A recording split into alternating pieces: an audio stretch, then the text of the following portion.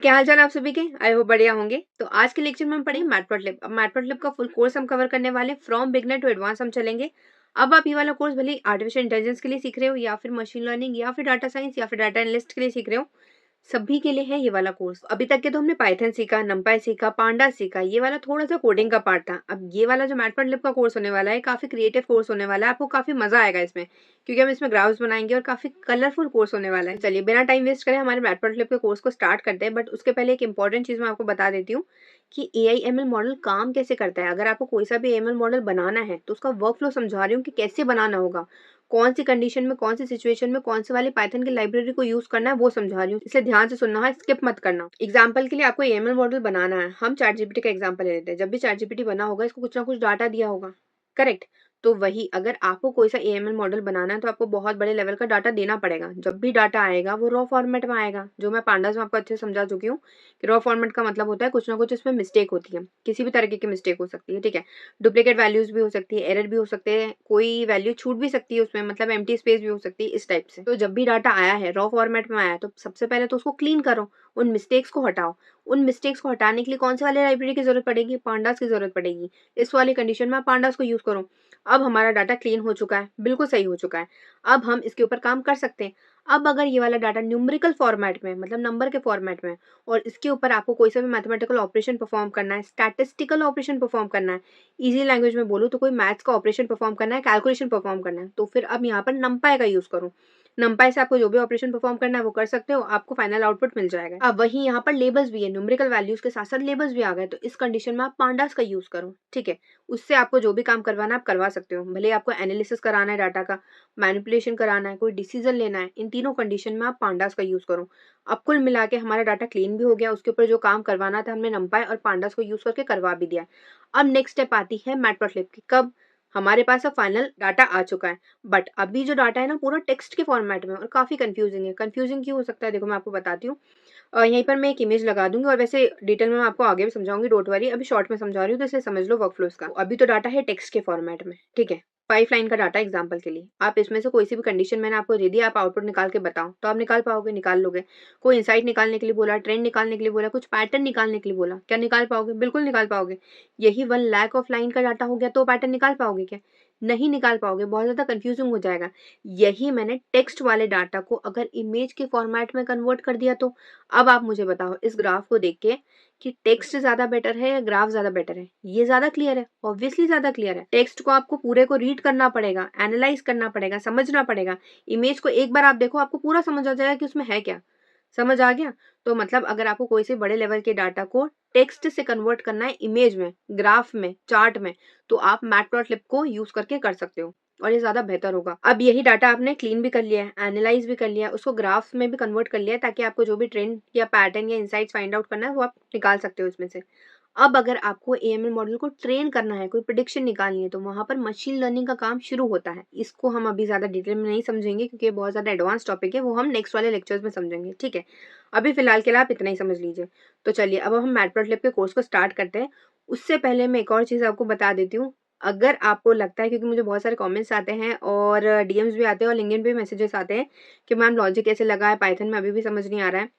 यार मैं आपको बोल रही हूँ प्लीज कोर्स को फॉलो करो। पाइथन का पूरा कोर्स मैंने आपको दे रखा है। AML पाइथन की फुल कोर्स की प्लेलिस्ट की लिंक आपको डिस्क्रिप्शन बॉक्स में मिल जाएगी। मैं आपको बता भी देती हूँ, वैसे तो आपको प्लेलिस्ट की लिंक डिस्क्रिप्शन बॉक्स में मिल जाएगी, बट फिर भी मैं आपको बता देती हूँ। ऐसे चैनल पर जाना, ये रही प्लेलिस्ट हमारी पाइथन फुल कोर्स AIML की। ओके, यहाँ पर जाना, हर एक लेक्चर को सीरियल वाइज फॉलो करना। हर एक लेक्चर एक दूसरे से कनेक्टेड है और सभी लेक्चर्स में आपको प्रोजेक्ट्स में मिल जाएंगे, प्रैक्टिस क्वेश्चंस में मिल जाएंगे और रियल लाइफ एग्जांपल के साथ समझाया है। जो आपके मेरे पास कमेंट्स आते हैं या मैसेजेस आते हैं, DM आते हैं कि मैम लॉजिक लगाना नहीं आ रहा है, मैं फिर से बोल रही हूँ इस वाले कोर्स को फॉलो करो, मेरे साथ कोड तो बनाओ, बट ये भी समझने की कोशिश करो क्या मैं समझा रही हूँ। रियल लाइफ एग्जाम्पल के साथ समझा रही हूँ कि कोड बैकएंड में कैसे काम कर रहा है। अगर ये समझ आ गया ना कोड बैकएंड में कैसे काम कर रहा है, तो आपको ये भी समझ आ जाएगा कि ये वाला लॉजिक कहाँ कहाँ पर और लग सकता है, ठीक है? और फिर से एक और बात बोलूंगी, 10 लोगों के कोर्स फॉलो करो उसके बजाय एक जने का पूरा कोर्स फॉलो कर लो। फिर आप किसी और का भी कोर्स फॉलो कर सकते हो, एक का पूरा तो फॉलो करो। आप एक वाले का एक चैप्टर देख रहे हो, फिर किसी और वाले कोर्स का दूसरा चैप्टर देख रहे हो, फिर किसी और वाले का तीसरा चैप्टर देख रहे हो, ऐसा मत करो। एक पूरा कोर्स फॉलो कर लो, फिर आप किसी और का देख सकते हो, ठीक है, ज्यादा बेहतर समझ आएगा आपको। तो सीरियल वाइज फॉलो करना, हर एक लेक्चर में आपको एआई के प्रोजेक्ट्स भी मिल जाएंगे। देखो यहाँ पर भी एआई का प्रोजेक्ट है, ये वाला तो ऑटोमेशन का प्रोजेक्ट है, इसमें भी आपको एआई के प्रोजेक्ट्स मिल जाएंगे। लूप में भी आपको प्रोजेक्ट मिल जाएगा, ये वाला हमारा एआई का प्रोजेक्ट है। यहाँ पर बल्क रिपोर्ट आप जनरेट करवा सकते हो। ये स्ट्रीमलेट क्या होती है, कैसे इसको यूज किया जाता है, वो है। यहाँ पर टाइमर अलार्म वाला जो प्रोजेक्ट है, यहाँ पर आपको म्यूजिक कैसे लगाया जाता है वो भी मैंने समझाया है बहुत अच्छे से। डिक्शनरी में भी आपको प्रोजेक्ट मिल जाएंगे। नमपाई का एक फुल कोर्स है, ये फॉलो कर लो, आपको समझ आ जाएगा। जो मैंने आपको समझाया था कि न्यूमेरिकल अगर डाटा है तो फिर कैसे कैलकुलेशन करना है, कैसे मैथमेटिकल ऑपरेशंस परफॉर्म करने हैं, वो आपको इससे अच्छे समझ आ जाएगा, क्योंकि इसमें एक मेजर प्रोजेक्ट भी बताया मैंने। देखो यहाँ पर मैंने लिखा भी है, एडवांस प्रोजेक्ट भी बताया, ठीक है। और उसके साथ साथ फंक्शंस में भी आपको प्रोजेक्ट्स मिल जाएंगे। ऊप्स कैसे काम करता है, फाइल आईओ कैसे काम करता है, क्योंकि एएमएल मॉडल्स में फाइल्स की जरूरत होती है, हर तरह की फाइल को आपको हैंडल करना आना चाहिए, तो वो यहाँ पर समझ आ जाएगा आपको। फिर पांडास को देख लो, डाटा एनालिसिस, डाटा मैनिपुलेशन कैसे होता है, ये आपको इससे समझ आ जाएगा। तो फुल कोर्स फॉलो करो, आपको सारी चीजें बहुत अच्छे समझ आ जाएगी। और अगर आपके कॉलेज में जावा डीएसए का कोर्स है, अगर आप जावा भी सीखना चाहते हो तो उसकी भी प्लेलिस्ट है, फुल कोर्स अपलोडेड है, आप जाकर देख सकते हैं। तो चलिए मैटप्लॉटलिब का इंट्रोडक्शन देख लेते हैं। दो क्वेश्चंस हम देखेंगे। सबसे पहले कि मैटप्लॉटलिब यूज करते क्यों हैं, सेकंड कहां पर यूज करते हैं। अब देखो इतनी सारी लाइब्रेरीज है पाइथन की, तो हम बाकी लाइब्रेरीज भी तो यूज कर ही सकते हैं, तो फिर मैटप्लॉटलिब ही क्यों यूज करते हैं। और दूसरी चीज कि बिना इसके भी तो काम चल ही सकता है, तो फिर मैटप्लॉटलिब क्यों यूज करते हैं, ये भी हम देख लेते हैं। करेक्ट। तो अब देखिए एक एग्जाम्पल से आपको समझाऊंगी। यहाँ पर एग्जाम्पल है वेबसाइट ट्रैफिक सोर्स का। अब मैंने एक वेबसाइट लॉन्च करी और मैंने अपने मैनेजर को बोला है कि आप एक काम करो, देखो कि कितने विजिटर्स आ रहे हैं, कौन से सोर्स है, कौन से सोर्स है, कितने विजिटर्स आ रहे हैं, उसके साथ साथ कौन सा वाला सोर्स है जिससे सबसे ज्यादा विजिटर्स आ रहे हैं और कौन सा वाला सोर्स है जिससे सबसे कम विजिटर्स आ रहे हैं, ये भी फाइंड आउट करके बताओ। अब देखो यहाँ पर अगर हम फाइंड आउट करें तो ये टोटल सिर्फ 5 ही सोर्सेज है, जो कि organic search, direct, social media, referral और ईमेल। और अगर मैंने मैनेजर को बोला सबसे ज्यादा हाईएस्ट विजिटर्स कहाँ से आ रहे हैं, तो क्या होगा, ऑर्गेनिक सर्च से आ रहे हैं। सबसे लीस्ट कहाँ से आ रहे हैं, ईमेल से आ रहे हैं। तो चलिए मैनेजर ने इतना काम तो कर दिया। अब मुझे ये बताओ कि यहाँ पर तो टोटल सिर्फ 5 ही डाटा था, अगर मैं यहाँ पर 10,000 डाटा लिख दूं तो, 1 लाख डाटा लिख दूं तो। भले ही यहाँ पर ये वेबसाइट ट्रैफिक सोर्स का एग्जाम्पल है, हम कुछ और एग्जाम्पल ले लेते हैं, पॉपुलेशन का एग्जाम्पल ले लेते हैं। मैंने मैनेजर को बोला है कि आप एक डाटा बनाकर लेके आओ, एक डाटा या फिर एक्सेल की शीट बनाकर लेके आओ, जहां पर इंडिया में कितनी सिटीज है, उन सिटीज में कितनी पॉपुलेशन, ये फाइंड आउट करके बताओ। और उसमें से फिर ये कैलकुलेट करो कि कौन सी सिटी में सबसे ज्यादा पॉपुलेशन है, कौन सी सिटी में सबसे कम पॉपुलेशन है, ये भी फाइंड आउट करो। अब सोचो कितना मुश्किल हो जाएगा उसके लिए। करेक्ट। अब यही अगर मैं इस वाले डाटा को, जो कि टेक्स्ट फॉर्मेट में है, उसको कन्वर्ट कर दूं ग्राफ में या इमेज में या फिर प्लॉट में या फिर चार्ट में, अब बताओ कितना ज्यादा आसान हो गया। हाँ, मैंने मैनेजर को ये वाला काम बोला था। चलो यही वाला एग्जांपल ले लेते हैं। यहाँ पर भी बोला था जो भी सबसे ज्यादा हाईएस्ट विजिटर्स जहां से आ रहे हैं वो बताओ। तो हाईएस्ट कहाँ से आ रहे हैं, जहां पर भी ग्राफ सबसे ज्यादा हाईएस्ट है वो हाईएस्ट वाला हो गया, जहां पर भी सबसे लीस्ट है वो वाली लीस्ट वैल्यू हो गई। सिंपल। अगर ये इस फॉर्मेट में है हमारा ग्राफ, अगर इस तरीके से होता, डॉटेड फॉर्मेट में भी होता, तो भी आसान था। देखो ऐसे डॉट रहते और ये वाले लाइंस कनेक्टेड होती हर एक डॉट से, तो भी आसान ही था। जो सबसे लीस्ट डॉट है वो सबसे लीस्ट वैल्यू है, जहां पर सबसे ज्यादा हाई जा रही है वो हाईएस्ट वैल्यू है। कितना आसान हो गया मैनेजर के लिए या हमारे लिए भी, कुछ भी इंसाइट फाइंड आउट करना या कोई भी कंक्लूजन फाइंड आउट करना, कुल मिला के कोई आंसर फाइंड आउट करना। करेक्ट। अब देखो फिलहाल तो डाटा इस तरीके का है जो कि डिक्रीजिंग ऑर्डर में है। अब अगर ये वाला डाटा इस तरीके से होता, इस तरीके से होता, ठीक है, मिक्स्ड होता। अब अगर मैंने बताया है, मैनेजर को बोला है कि यहां से फाइंड आउट करके बताओ जो सबसे लीस्ट और सबसे हाईएस्ट है, अब बताओ क्या होगा। जो भी सबसे हाई वैल्यू जा रही है वो हाईएस्ट हो गया, सबसे लीस्ट वैल्यू कहां पर जा रही है, यहाँ पर जा रही है, ये सबसे लीस्ट हो गया। कितना आसान हो गया। यहाँ पर आप स्टॉक मार्केट का एग्जांपल ले सकते हो। अगर आपको फाइंड आउट करना है कि इस वाले स्टॉक को मैं खरीदूं या नहीं खरीदूं, तो क्या करोगे, पिछले 5 साल या 10 साल का डाटा आप ले लो और उसमें से फाइंड आउट करो कि कौन से वाले साल में या कौन से वाले दिन पर, कौन सा मंथ, कौन सा दिन पर सबसे ज्यादा प्राइस था उसका और सबसे कम कौन से वाले दिन था, तो फाइंड आउट कर सकते हो। कितना आसान है। देखो इस तरीके से ही रहता है कुल मिला के स्टॉक मार्केट, अगर आपने देखा होगा तो, नहीं भी देखा तो मैं आपको बता देती हूँ। इस तरीके से कुछ ग्राफ रहता है, वहां पर भी जहां पर भी हाई जा रहा है, आप इस हाई वाली वैल्यू देख लो, ये कौन सा दिन था, कौन सा मंथ था और कौन सा ईयर था। जहां पर भी लो जा रहा है वहां पर आप देख लो कौन सा दिन था, कौन सा मंथ था, कौन सा ईयर था। आपको आसानी से समझ आ जाएगा। ये सभी चीजें समझाने का मेरा सिर्फ इतना सा मतलब है कि हम टेक्स्ट फॉर्मेट में देखें डाटा और उसमें से कुछ कंक्लूजन फाइंड आउट करें, उससे बेहतर है कि वो इमेज में कन्वर्ट हो जाए या ग्राफ में कन्वर्ट हो जाए। यहाँ पर हमारा टाइम भी बचेगा और देखने में आसानी है, समझने में आसानी है, इसके इंसाइट्स फाइंड आउट करने में भी आसानी है। ठीक है, कुल मिला के टेक्स्ट से बेहतर होता है इमेजेस। हमारी जो आंखें रहती है ना, वो टेक्स्ट से बेहतर इमेजेस को समझती है। देखो, अभी तक के तो ग्राफ के फॉर्मेट में था डाटा, अब पाई चार्ट के फॉर्मेट में भी हो सकता है डाटा। कैसे, वो मैं आपको बता देती हूँ। ये देखिए, ये रहा हमारा पाई चार्ट। अब मैं आपको क्वेश्चन देती हूँ, फाइंड आउट करके बताओ कि कौन से वाले सोर्स से सबसे ज्यादा विजिटर्स आ रहे हैं। कैसे फाइंड आउट करोगे? जो भी सबसे ज्यादा एरिया कवर कर रहा है हमारे पाई चार्ट में, वही आंसर है। तो सबसे ज्यादा एरिया कौन सा कवर कर रहा है? ये वाला, तो वो है ऑर्गेनिक सर्च। करेक्ट। वही सबसे लीस्ट अगर मैं बोल दूं तो ये है ईमेल, 2.9%। देखो लिखा हुआ भी आ रहा है। अब अभी फिलहाल तो यहाँ पर सारे ब्लू के शेड्स है, ग्रीन के शेड्स है। अगर हम इसको थोड़े अलग अलग शेड ले ले, येलो, रेड, ग्रीन, ब्लैक, तो और ज्यादा बेहतर लगेगा। ओके, वही अगर आपको पूरा फाइंड आउट करना है कि सबसे ज्यादा विजिटर्स कहाँ से आ रहे हैं, उससे कम कहाँ से आ रहे हैं, उससे कम कहाँ से आ रहे हैं, और सबसे लीस्ट कहाँ से आ रहे हैं, वो भी फाइंड आउट कर सकते हो। कैसे? सबसे ज्यादा हाईएस्ट तो यहाँ से आ रहे हैं, क्लियरली दिख रहा है। उससे कम एरिया कौन कवर कर रहा है? ये कर रहा है, तो डायरेक्ट से आ रहे हैं। उससे कम एरिया कौन कवर कर रहा है? सोशल मीडिया से कर रहा है, तो वो आ रहा है। उसके बाद क्या है? रेफरल है। और फिर सबसे लीस्ट एरिया कौन कवर कर रहा है? ईमेल कर रहा है।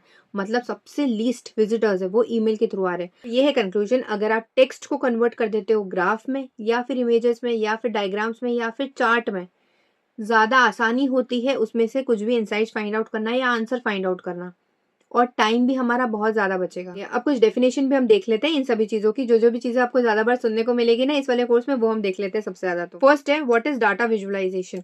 अब देखो, डाटा विजुअलाइजेशन का मतलब होता है, data visualisation means converting data into pictures so human can understand it easily. वही जो मैंने आपको समझाया, अगर आप डाटा को कन्वर्ट कर देते हो पिक्चर्स में, तो फिर ह्यूमंस ज्यादा इजीली उसको समझ सकते हैं, क्योंकि देखने में आसानी रहेगी ना। इतना बड़ा डाटा है, 1000 लाइन ऑफ डाटा है, कहाँ से देखोगे? हर एक लाइन पे जाना पड़ेगा आपको। वही अगर उसको इमेज में कन्वर्ट कर दिया तो आसानी से समझ आ रहा है हमें। करेक्ट। नेक्स्ट है, और it is the art of showing data using charts, graph and plots. जी हाँ, ये एक आर्ट होता है। जो डाटा विजुअलाइजेशन है वो आर्ट होता है, जिससे कि हम डाटा को शो कर सकते हैं चार्ट्स के फॉर्मेट में, ग्राफ के फॉर्मेट में, प्लॉट्स के फॉर्मेट में। अब चार्ट और ग्राफ तो देख लिया, प्लॉट क्या होता है वो भी मैं आपको बता देती हूँ। What is plot in Matplotlib? A plot is a visual graph created from a data so that numbers become easy to understand by seeing, not just reading.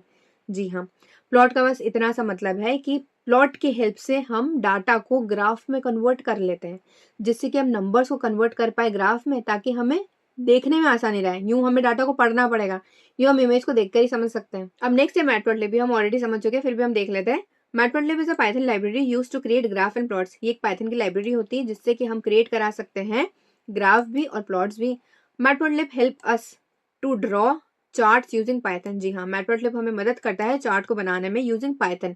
यहाँ पर कोड पाइथन में लिखा जाएगा। अब लास्ट क्वेश्चन हम एक और देख लेते हैं, जो कि है why data visualisation is important. जी हाँ, अब डाटा विजुअलाइजेशन इतना हमने देख लिया है कि इसका मतलब है कि डाटा को कन्वर्ट कर देना किसी इमेज या फिर ग्राफ या फिर प्लॉट के फॉर्मेट में। बट ये इंपॉर्टेंट क्यों है? वैसे हम समझ चुके हैं, बट एक थ्योरी पार्ट में भी देख लेते हैं। फर्स्ट है, makes data easy to understand. जी हाँ, उसको देखना आसान रहेगा, यूं हमें पढ़ना पड़ेगा, देखने से हम आसानी से समझ सकते हैं। नेक्स्ट है, helps to compare values quickly. हाँ, आप एग्जांपल स्टॉक मार्केट का ले लो। अगर आपको पिछले 10 साल का डाटा कंपेयर करना है, या चलो सिर्फ 12 मंथ्स का ही डाटा कंपेयर करना है, कितना आसान रहेगा। जो भी सबसे हाईएस्ट जा रही है वैल्यू, वो सबसे ज्यादा हाईएस्ट हो गई। सबसे लीस्ट है जिसका ग्राफ का, वो सबसे लीस्ट वैल्यू हो गई। मतलब उस टाइम पर सबसे कम था हमारे स्टॉक का प्राइस। आई होप आपको समझ आ गया होगा। तो इस तरीके से हम कंपेयर कर सकते हैं वैल्यूज को बहुत आसानी से।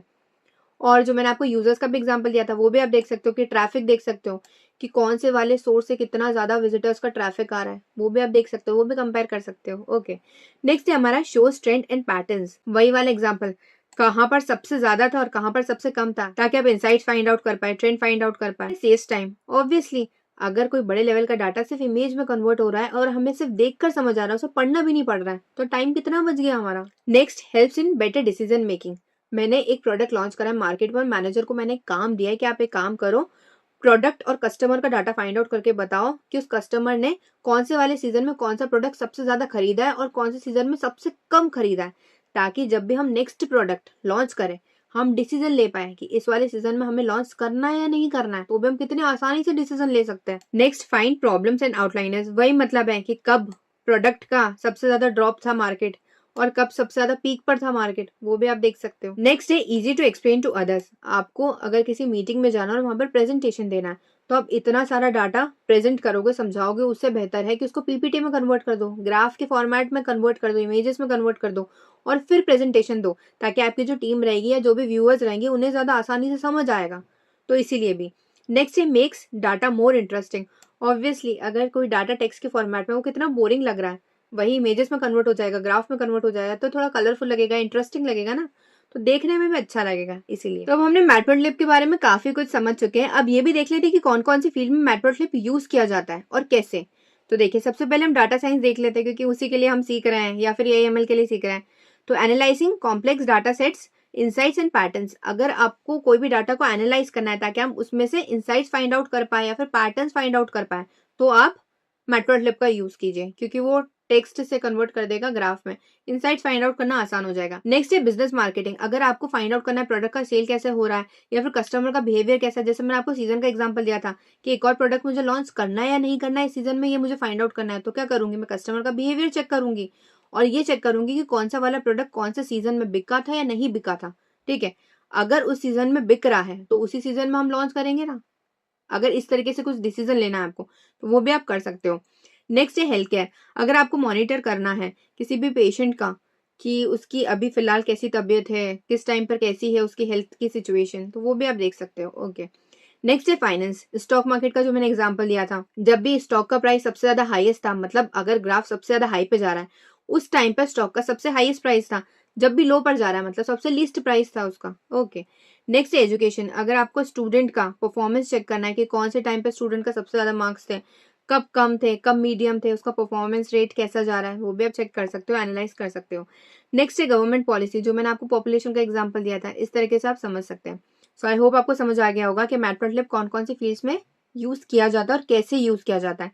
चलिए अब हम और ज्यादा डिटेल में समझ लेते हैं और इसका कोड बना लेते हैं। बट कोड बनाने से पहले एक बार मैं आपको सेटअप समझा देती हूँ, मैटप्लॉटलिब का सेटअप कैसे करना है। अब यहाँ पर ना आप दो चीजें यूज कर सकते हो, या तो VS कोड यूज कर लो या फिर आप जुपिटर यूज कर लो, आप जिसमें भी कंफर्टेबल हो। मैं दोनों चीजें बता देती हूँ, आपको जैसा सही लगे आप यूज कर लेना। ठीक है, सबसे पहले VS कोड देख लेते हैं कि इसमें इसका सेटअप कैसे जमाया जाता है। आप एक फोल्डर बना लो जिसमें भी आपको कोड लिखना है, उसके बाद एक फाइल बना लेना py के नाम से। उसके बाद आप ये वाली कमांड अपने टर्मिनल में लिख दो, पिप इंस्टॉल मैटप्लॉटलिब और देन एंटर। अब मेरे इसमें ऑलरेडी इंस्टॉल है तो ये सेटिस्फाई बता रहा है, रिक्वायरमेंट सेटिस्फाई। ठीक है, आपके इसमें नहीं होगा तो थोड़ा सा ये टाइम लेता है और फिर इंस्टॉल हो जाएगा। अब आप डायरेक्टली यहाँ पे कोड बनाना स्टार्ट कर सकते हो। अब मैं आपको जुपिटर का भी बता देती हूँ, जुपिटर का कैसे काम करता है। देखो, जुपिटर के लिए कमांड प्रॉम्प्ट में ओपन करो और जिस भी फोल्डर में आप ये काम करवाना चाहते हो उस फोल्डर में चले जाना और फिर ये वाली कमांड लिख देना, Python m pip install matplotlib numpy jupyter। Okay, and then enter. जब ये पूरा इंस्टॉल हो जाता है, थोड़ा सा टाइम लेगा, बट जब ये पूरा इंस्टॉल हो जाए उसके बाद आपको फिर एक और कमांड लिखनी है, जुपिटर नोटबुक। आपको ओपन करने के लिए लिखनी है कि जुपिटर नोटबुक ओपन हो सके। ये देखो यहाँ पर मैंने लिख भी रखा है, ये लिख देना। फिर से एंटर प्रेस करोगे तो फिर लोकल होस्ट में आपका जुपिटर ओपन हो जाएगा इस तरीके से। अभी फिलहाल मैंने ये फाइल ऑलरेडी बना रखी है बट आपके इसमें नहीं होगी। अब देखो फाइल कैसे बनानी है वो भी आपको बता रही हूँ। यहाँ पर न्यू पर क्लिक करो, पाइथन 3 पर क्लिक करो और देखो नई फाइल बन चुकी है। देखिए इस तरीके से कुछ आपको इंटरफेस दिखेगा इसका, और यहाँ पर अब हम कोड बनाना स्टार्ट कर सकते हैं। सो आई होप आपको समझ आ गया होगा कैसे सेटअप करना है मैटप्लॉटलिब का। आपकी मर्जी VS कोड यूज करना है या फिर जुपिटर यूज करना है। मैं अभी जुपिटर यूज कर रही हूँ, भले हम बीच बीच में VS कोड भी यूज कर लेंगे, ऐसी कोई दिक्कत नहीं है। तो चलिए अब हम कुछ इंपॉर्टेंट चीजें देख लेते हैं जो भी हमें मैटप्लॉटलिब में यूज होगा जब भी हम इसका कोड बनाएंगे या फिर प्रोजेक्ट बनाएंगे। अब इसको मैं इमेजेस के थ्रू इसीलिए समझा रही हूँ ताकि जब भी मैं इनका नाम बोलूँ ना तब आपको विजुलाइज हो पाए, इमेजिन हो पाए कि मैं क्या बोल रही हूँ और इसका मतलब क्या होता है। ओके, और उसके साथ साथ हम कुछ मेथड्स भी देखेंगे, फंक्शंस भी देखेंगे जो ऑलरेडी बिल्ड इन होते हैं और उसे हम यूज करेंगे ताकि हमें पूरा कोड नहीं लिखना पड़े, सिर्फ उसका नाम लिखेंगे और हमारा काम हो जाएगा। ये सब हम पाइथन में ऑलरेडी सीख चुके हैं, बट मैटप्लॉटलिब में कौन कौन से फंक्शंस होते हैं, मेथड्स होते हैं, वो मैं आपको आगे भी समझा दूंगी। तो चलिए सबसे फर्स्ट है हमारा फिगर। अब फिगर का मतलब क्या होता है, देखो आप इसको ना एक पेज की तरह इमेजिन कर सकते हो या फिर एक विंडो की तरह इमेजिन कर सकते हो। ये वाला जो पूरा पार्ट है ना जहाँ पे हम ग्राफ पूरा बना रहे हैं, इस पूरे पेज को, इस पूरे विंडो को हम फिगर बोलते हैं। ओके, जैसे कि मैंने एक ग्राफ बनाया इस तरीके का। ओके, अब ये जो पूरा है ना स्क्वायर में बना रही हूँ, पूरा पेज, पूरा विंडो, इस पूरे को हम फिगर बोलेंगे। ओके, सो आई होप आपको समझ आ गया होगा फिगर किसको बोलते हैं हम। अब नेक्स्ट है एक्सिस और एक्सिस। अब यहाँ पर ना ES और IX का फर्क है, बस E और I का फर्क है। दोनों का मतलब क्या होता है ये हम समझ लेते हैं। IS वाला तो हम ऑलरेडी जानते हैं, जो कि हम स्कूल में समझ चुके थे, फिर भी मैं समझा देती हूँ। IS वाले एक्सिस का मतलब होता है ये जो हॉरिजॉन्टल वाली लाइन है ना, इसको हम X एक्सिस बोलेंगे और ये जो वर्टिकल वाली लाइन है ना, इसको हम वाई एक्सिस बोलेंगे, ठीक है। ये वाला वाई एक्सिस है और ये वाला एक्स एक्सिस है, ये हमने समझ लिया। अब ईएस वाला एक्सिस क्या होता है, इसका भी हम समझ लेते हैं। ये जो पूरी लाइन होती है, पूरा एक्स एक्सिस और पूरा वाई एक्सिस, इन दोनों को कंबाइन करके जो हम बोलेंगे उससे एक्सिस बोलेंगे, ईएस वाला एक्सिस, ठीक है। देखो मैंने यहाँ पर लिखा भी है, both X axis and Y axis, इस पूरे को हम ईएस वाला एक्सिस बोलेंगे। आई होप आपको समझ आ गया होगा दोनों में डिफरेंस क्या है। तो हमारा नेक्स्ट है लाइन ग्राफ। अब इसका मतलब हम ऑलरेडी समझ चुके थे, फिर भी एक और बार देख लेते हैं। जो भी हम ग्राफ क्रिएट करें या जिस भी डाटा को हम रिप्रेजेंट करें ग्राफ के फॉर्मेट में, बट हम उसमें लाइन को यूज करें, उसको हम बोलेंगे लाइन ग्राफ। जैसे कि स्टॉक मार्केट का एग्जाम्पल ले लीजिए, इस तरीके का होता है स्टॉक मार्केट, करेक्ट। तो वहां पे लाइन को यूज करके डाटा को रिप्रेजेंट किया जा रहा है, तो उसे हम बोलेंगे लाइन ग्राफ। नेक्स्ट है हमारा बार ग्राफ। अब इसके नाम से आप समझ लीजिए कि यहाँ पर हम बार को यूज करेंगे, एक रेक्टेंगल बार को यूज करेंगे और हमारे डाटा को रिप्रेजेंट करेंगे, शो करेंगे। अब देखो, अगर आपको कोई दो डाटा को यूज करना है और ग्राफ बनाना है और इनका कंपैरिजन बताना है, तो भी आप यहाँ पर बार ग्राफ का यूज कर सकते हो। दो डाटा है यहाँ पर, तो फिर दो अलग अलग कलर्स ले लीजिए और उन दो डाटा को शो कर दीजिए ऐसे, तो आप कंपैरिजन भी शो कर सकते हो। यहाँ पर मैंने एग्जांपल लिया मैन और वुमेन की पॉपुलेशन का, जेंडर का, ओके। तो यहाँ पर मैंने क्या करा है, मेन का ब्लू कलर ले लिया है और वुमेन का ऑरेंज कलर ले लिया और दोनों कंबाइन करके यहाँ पे रिप्रेजेंट कर दिया है। तो आप इस तरीके से भी अपना बार ग्राफ बना सकते हो। अब नेक्स्ट हमारा टाइटल। टाइटल का मतलब होता है कि ये जो ग्राफ आप किसके लिए बना रहे हो, इसका टॉपिक क्या है, उसको हम टाइटल बोलेंगे। तो उसको हम यहाँ पर टॉप पर लिखते हैं। यहाँ पर भी आपको टाइटल शो करना है, ऐसे करके डॉट टाइटल लिख दीजिए, तो वहां पर टाइटल शो हो जाएगा। आई होप आपको समझ आ गया होगा ये पार्ट भी। अब नेक्स्ट है हमारा पाई चार्ट। अब पाई चार्ट भी हम समझ चुके हैं, बट फिर भी हम देख लेते हैं। एक सर्कुलर चार्ट है जो शो करेगा हमारे परसेंटेज डिस्ट्रीब्यूशन को। अब इस पूरे सर्कल को ना आप 100% मान लीजिए, और अब जितने भी आपको डाटा शो कराना है, फिर उस हिसाब से यहाँ पर डिस्ट्रीब्यूशन होता जाएगा। ओके, यहाँ पर हमने कितना डिस्ट्रीब्यूशन किया, 1 2 3 4 5 6, टोटल 6 डाटा लिया, तो उस हिसाब से इसने परसेंटेज बता दिया है। अगर सिर्फ 2 ही डाटा आपको यूज करना है, तो फिर इस तरीके से शो कर सकता है। ये एक हो जाएगा डाटा, ये दूसरा डाटा हो जाएगा। अब नेक्स्ट है हमारा स्कैटर्ड प्लॉट। अब इसके भी हमें नाम से समझ आ रहा है, कुछ स्कैटर्ड फॉर्मेट में रहेगा। जी हाँ, यहाँ पे डॉट रहेगा, जो भी आपको डाटा को रिप्रेजेंट करना है ना, वो स्कैटर्ड फॉर्मेट में रहेगा। और ये जो डॉट्स रहेंगे ना, किसी भी चीज से कनेक्टेड नहीं रहेंगे। जैसे कि अगर हम लाइन ग्राफ बनाते थे, तो वहाँ पे क्या होता था, डॉटेड लाइन से कनेक्टेड रहते थे। बार ग्राफ अगर यहाँ पे डॉट डॉट है, तो वहां पर हम पूरा बार ग्राफ बना देते थे। पाई चार्ट में कुछ ना कुछ इस तरीके से शो होता था, बट यहाँ पे सिर्फ डॉट रहेगा। यहाँ पे किसी भी डॉट को हम किसी चीज से कनेक्ट नहीं करेंगे, स्कैटर्ड फॉर्मेट में रहेगा, ओके। और इसे हम कब यूज कर सकते हैं, जब भी आपको कोई रिलेशनशिप फाइंड आउट करना है ना दो वैल्यूज के बीच में, तब आप स्कैटर्ड प्लॉट को यूज कर सकते हो। अब नेक्स्ट है कलर्स। अब देखो, कलर्स का काम क्या है, भले ही आपको पाई चार्ट बनाना है, बार ग्राफ बनाना है, लाइन ग्राफ बनाना है, कोई सी भी तरीके का ग्राफ बनाना है, तो आप यहाँ पे अलग अलग कलर्स को यूज कर सकते हो। अगर आप चाहो तो मैं भले इसको जूम करके भी बता सकती हूँ। ये सभी कलर्स के नाम है, ओके। तो इनको आप यूज करके बता सकते हो। और एक बात का ध्यान रखना कि हमेशा ग्राफ में ना कलर थोड़े अट्रैक्टिव लेना, या फिर थोड़े अच्छे कलर्स लेना जहां पर आप डाटा को सही से रिप्रेजेंट कर पाओ। सेम सेम शेड ले लोगे ना तो थोड़ा सिमिलर दिखेगा, तो थोड़ा अलग भी कलर ले सकते हो, थोड़े ब्राइट कलर्स भी ले सकते हो, ओके।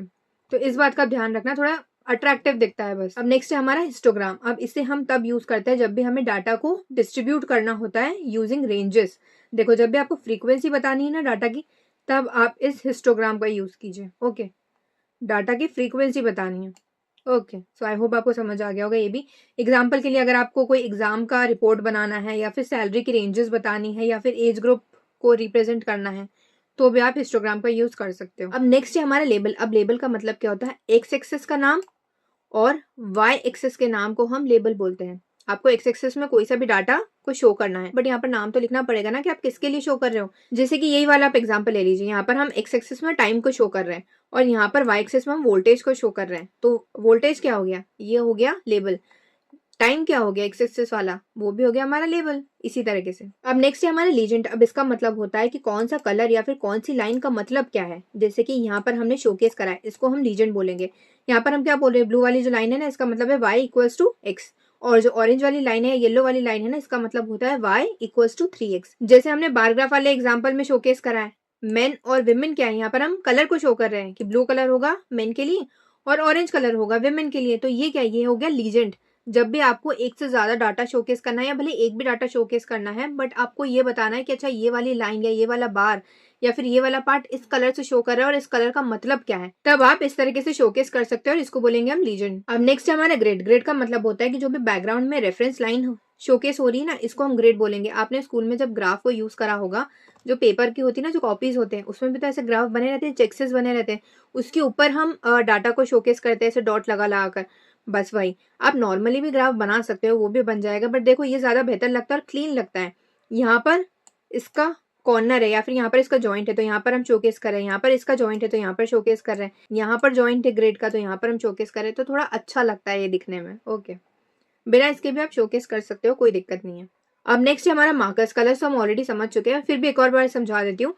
आप यहाँ पर मार्कर्स को भी यूज कर सकते हो। मार्कर्स कैसे होते हैं, एग्जाम्पल है ये वाला एक ग्राफ है जो कि मैं शोकेस कर रही हूँ, लाइन ग्राफ है, ये रहा ऐसा वाला।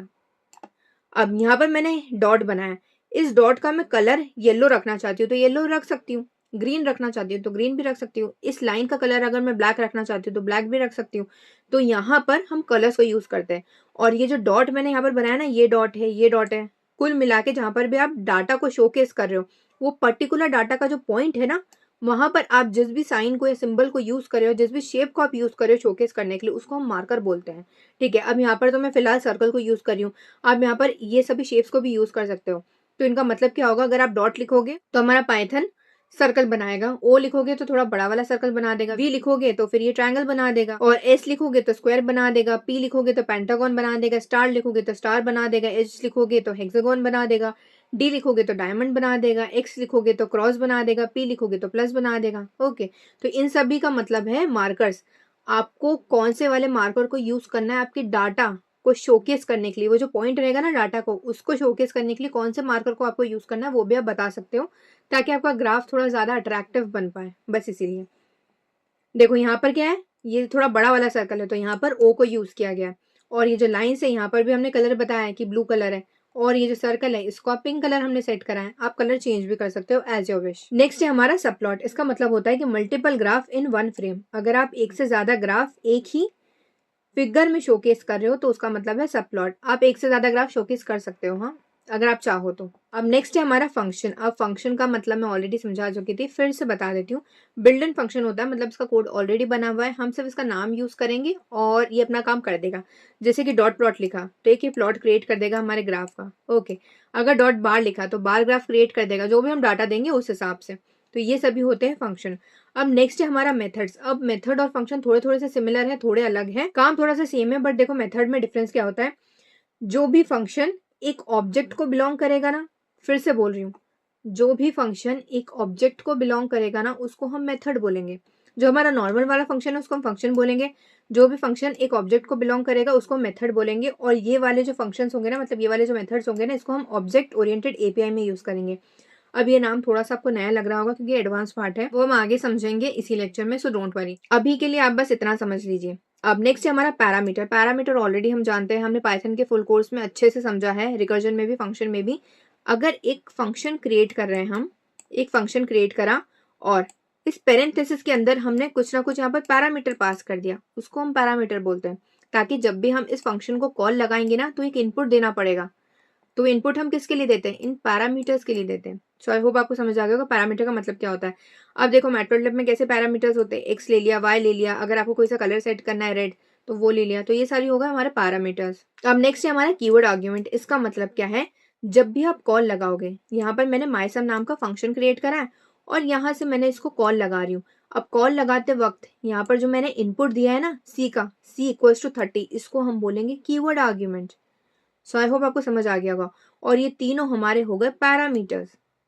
ओके, और जो हमने यहाँ पर फंक्शन क्रिएट करते वक्त ही इनपुट दे दिया था ना, ये होगा हमारा डिफॉल्ट आर्ग्यूमेंट। और ये वाले जो है, जो हमने नॉर्मली इनपुट दिया है, इसको हम पोजिशनल आर्ग्यूमेंट बोल सकते हैं। थोड़े से नए होंगे शायद ये वाले नाम, आपने सुने या नहीं सुने, आई डोंट नो, बट आप यहाँ पर एक्सप्लेनेशन भी पढ़ सकते हो, मैंने लिख दिया है। ओके, आप पॉज कर सकते हो। हाँ, तो अब नेक्स्ट है हमारा ऑब्जेक्ट ओरिएंटेड एपीआई। ये थोड़ा सा एडवांस पार्ट है। देखो इसका मतलब होता है कि advance version of matplotlib.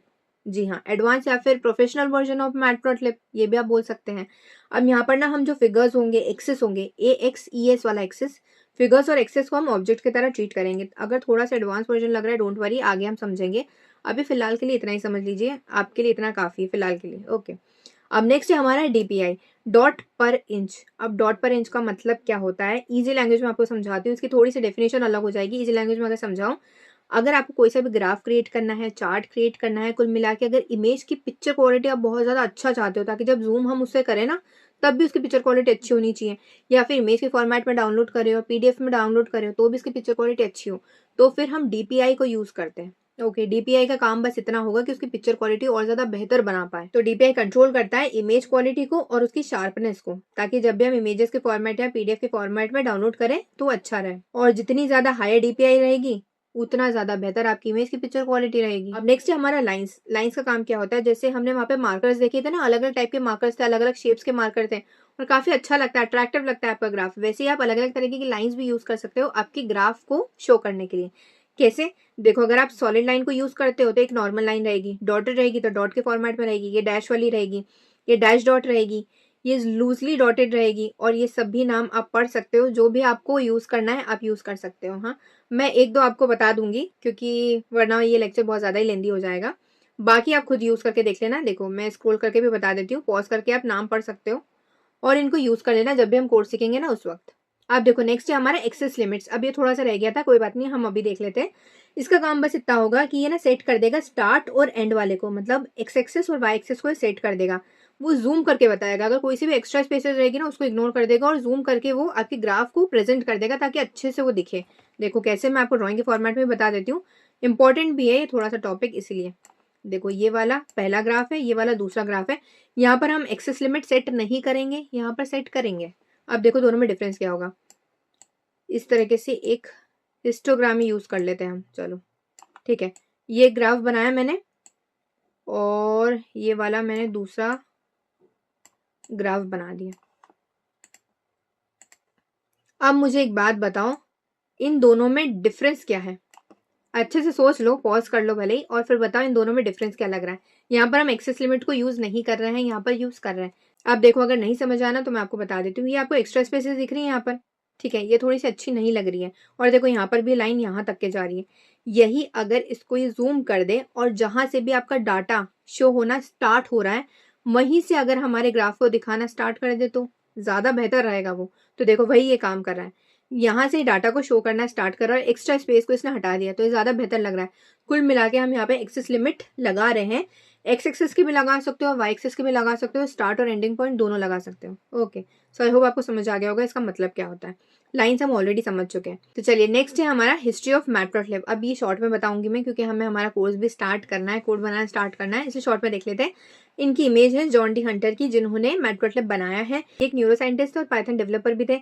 Starting में तो न्यूरो साइंटिस्ट ही थे, बट जब इन्होंने पाइथन बनाया तब ये पाइथन डेवलपर भी बन गए, और इन्होंने बनाया था 2002 में। अब नेक्स्ट हम देखते हैं कि इन्हें बनाने की जरूरत क्यों पड़ी मैटप्लॉटलिब। देखो, पहले के टाइम में ना एक ऑलरेडी टूल था जिसका नाम था मैटलैब, जिसका काम था कि वो डाटा को विजुलाइज कर पाए, मतलब कि एक डाटा को वो शो कर पाए ग्राफ और इमेजेस के फॉर्मेट में या फिर चार्ट के फॉर्मेट में। बट इस मैटलैब की प्रॉब्लम ये थी कि पेड था, इसका प्राइस बहुत ज़्यादा हाई था। तो अगर ये पूरी टीम को पेड वाला वर्जन देंगे तो कितना ज़्यादा प्राइस लगेगा, करेक्ट। तो इन्होंने सोचा कि एक फ्री वाला ओपन सोर्स टूल बना लेते हैं, जिसका काम होगा कि वो डाटा विजुलाइजेशन बहुत अच्छे से कर पाएगा और मेरा काम भी आसान हो जाएगा, ताकि मैं विजुलाइज कर पाऊंगा अपने साइंटिफिक डाटा को। तो फिर इन्होंने पाइथन को यूज करके मैटप्लॉटलिब बनाया, जो कि एक ओपन सोर्स था, जिसका काम था रॉ डाटा को कन्वर्ट करना क्लियर विजुअल्स में, और जिसने पाइथन को भी पावरफुल बना दिया डाटा एनालिसिस के लिए भी और रिसर्च के लिए भी। और कोर्स अच्छा लग रहा हो तो प्लीज चैनल को सब्सक्राइब कर देना। मैंने 2 या 3 दिन पहले एक पोस्ट डाली थी जिसमें मैंने कहा था कि एक नया कोर्स आने वाला है, और सपोर्ट कर देना, शेयर कर देना, सब्सक्राइब कर देना। पता नहीं कौन 2 लोग थे जिन्होंने अनसब्सक्राइब कर दिया, मतलब it's okay, as your wish. But यार सच में बहुत मेहनत लगती है कोर्स को डिज़ाइन करने में, एडिट करने में, अपलोड करने में, और आपको premium courses free of cost मिल रहे हैं, वो भी इतनी ईजी लैंग्वेज में। और ऐसा भी नहीं कि मैंने आज से चैनल स्टार्ट किया, मुझे 2 साल हो गए इस वाले चैनल को स्टार्ट करे, और मैं रेगुलरली कंटेंट अपलोड कर रही हूँ। जावा का फुल कोर्स हो चुका है, प्लेसमेंट का, जावा डीएसए का, पाइथन का इंग्लिश हिंदी दोनों है, एआईएमएल का है, विद एडवांस प्रोजेक्ट्स हैं, पाइथन लाइब्रेरीज हैं। उसके बाद तो बनता है, आपका सिर्फ एक शेयर जाएगा, एक बार सिर्फ शेयर करना है और सब्सक्राइब करना है। देखो, चैनल ग्रो होगा तभी तो मैं आपके लिए नए कोर्सेज लेकर आ सकती हूँ। इतने मेहनत से मैं कोर्सेज बनाती हूँ और व्यूज मिलते हैं 300-400।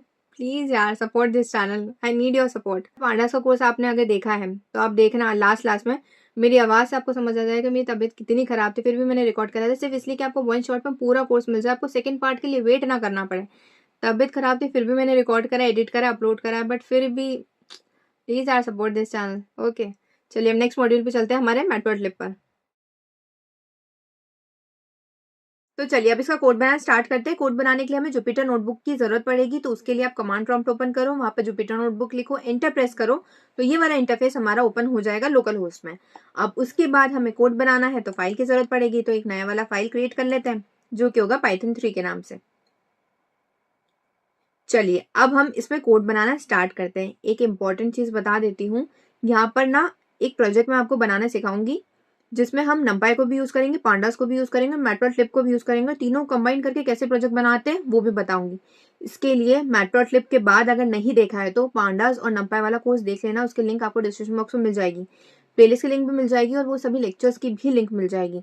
अगर कोई सी भी लिंक ढूंढने में दिक्कत आती है मुझे कमेंट सेक्शन में बता दिया करो, मैं आपको प्रोवाइड कर दूंगी। और दूसरी चीज, हम यहाँ पे पाइथन को भी यूज करेंगे। अगर उसके टॉपिक्स आपको नहीं पता है, उनका कोड कैसे बनाते हैं, लिस्ट डिक्शनरी क्या होती है और एरेस क्या होते हैं और बाकी सारी चीजें भी, तो पहले पाइथन का कोर्स जाकर देख लेना। फुल कोर्स ऑलरेडी अपलोडेड है, पाइथन AIML वाली जो प्लेलिस्ट है ना उसकी लिंक आपको डिस्क्रिप्शन बॉक्स में मिलेगी, उसमें फुल पाइथन का कोर्स मिल जाएगा। उसके बाद मैंने AIML का कोर्स स्टार्ट करा है, तो स्टार्टिंग से वाली प्लेलिस्ट फॉलो करोगे आपको हर टॉपिक में प्रोजेक्ट भी मिल जाएंगे, पाइथन का कोर्स भी मिल जाएगा, AML का कोर्स भी मिल जाएगा, इसलिए उसको भी फॉलो कर लेना।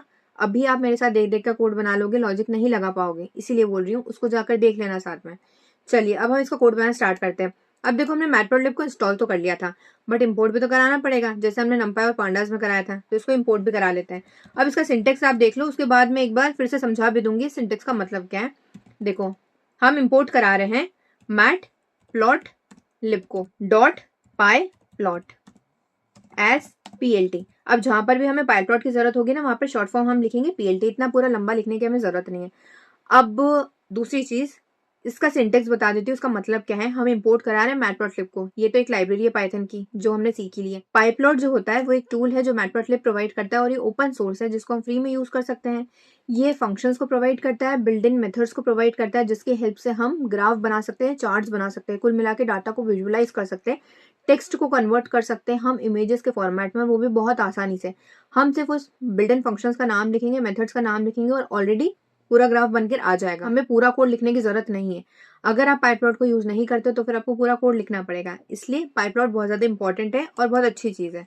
आई होप समझ आ गया होगा पाइप्लॉट का काम क्या होता है। अब जितने भी हम मेथड्स या फिर फंक्शंस यूज करेंगे ना वो सारे पाइप्लॉट वाले ही यूज करेंगे। और भी कुछ इंपॉर्टेंट चीज है वो मैं आपको आगे सिखाऊंगी। अब ना एक क्वेश्चन सॉल्व करते हैं जिससे आपको ना ज्यादा अच्छे समझ आ जाएगा। क्वेश्चन है हमारा डेली स्टेप वॉक्ड, मतलब एक पर्सन है, हमें ये कैलकुलेट करना है या फिर ये शो कराना है डाटा ग्राफ के फॉर्मेट में कि पर्सन ने कितनी स्टेप वॉक करी है कौन कौन से दिन पर। तो हमें क्या जरूरत पड़ेगी, दो डाटा की जरूरत पड़ेगी। पहला कौन कौन से दिन पर, तो डेज भी हमें मेंशन करना पड़ेगा। सेकंड कितनी स्टेप वॉक करी, तो स्टेप्स भी हमें मेंशन करनी पड़ेगी। तो अब यहाँ पर कितने एक्सेस होती है, दो ही होती है, एक्स और वाई एक्सेस। तो एक पर आप स्टेप्स दे दो, एक पे आप डेज दे दो, करेक्ट। अब अगर आपको नहीं पता है कि कौन सा डाटा हमें एक्स एक्सेस में देना और कौन सा डाटा वाई एक्सेस में देना, वो मैं आपको बहुत अच्छे से समझा दूंगी आगे। अभी फिलहाल के लिए आप कोड देख लो, ये कोड बनाते हैं मैं आपको समझाऊंगी ये चीज, ठीक है।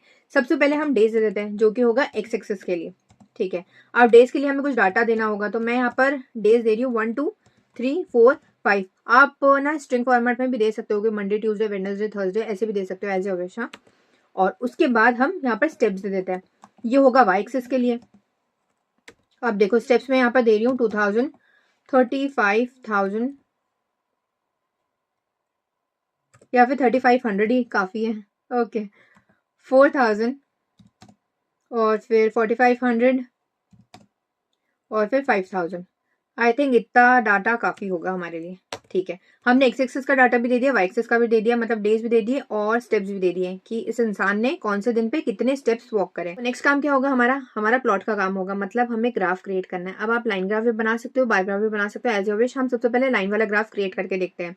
अब लाइन ग्राफ के लिए हमें सिर्फ और सिर्फ पॉइंट्स देना है जो कि हम दे चुके हैं एक्स और वाई एक्सेस का, और उन पॉइंट्स पे वो एक लाइन ड्रॉ कर देगा और पूरा लाइन ग्राफ बनाकर दे देगा हमें, ठीक है। अब इसका सिंटेक्स क्या होगा लाइन ग्राफ बनाने का, हम क्या यूज कर रहे हैं यहाँ पर पाई प्लॉट, तो उसका शॉर्ट फॉर्म देखो PLT डॉट प्लॉट।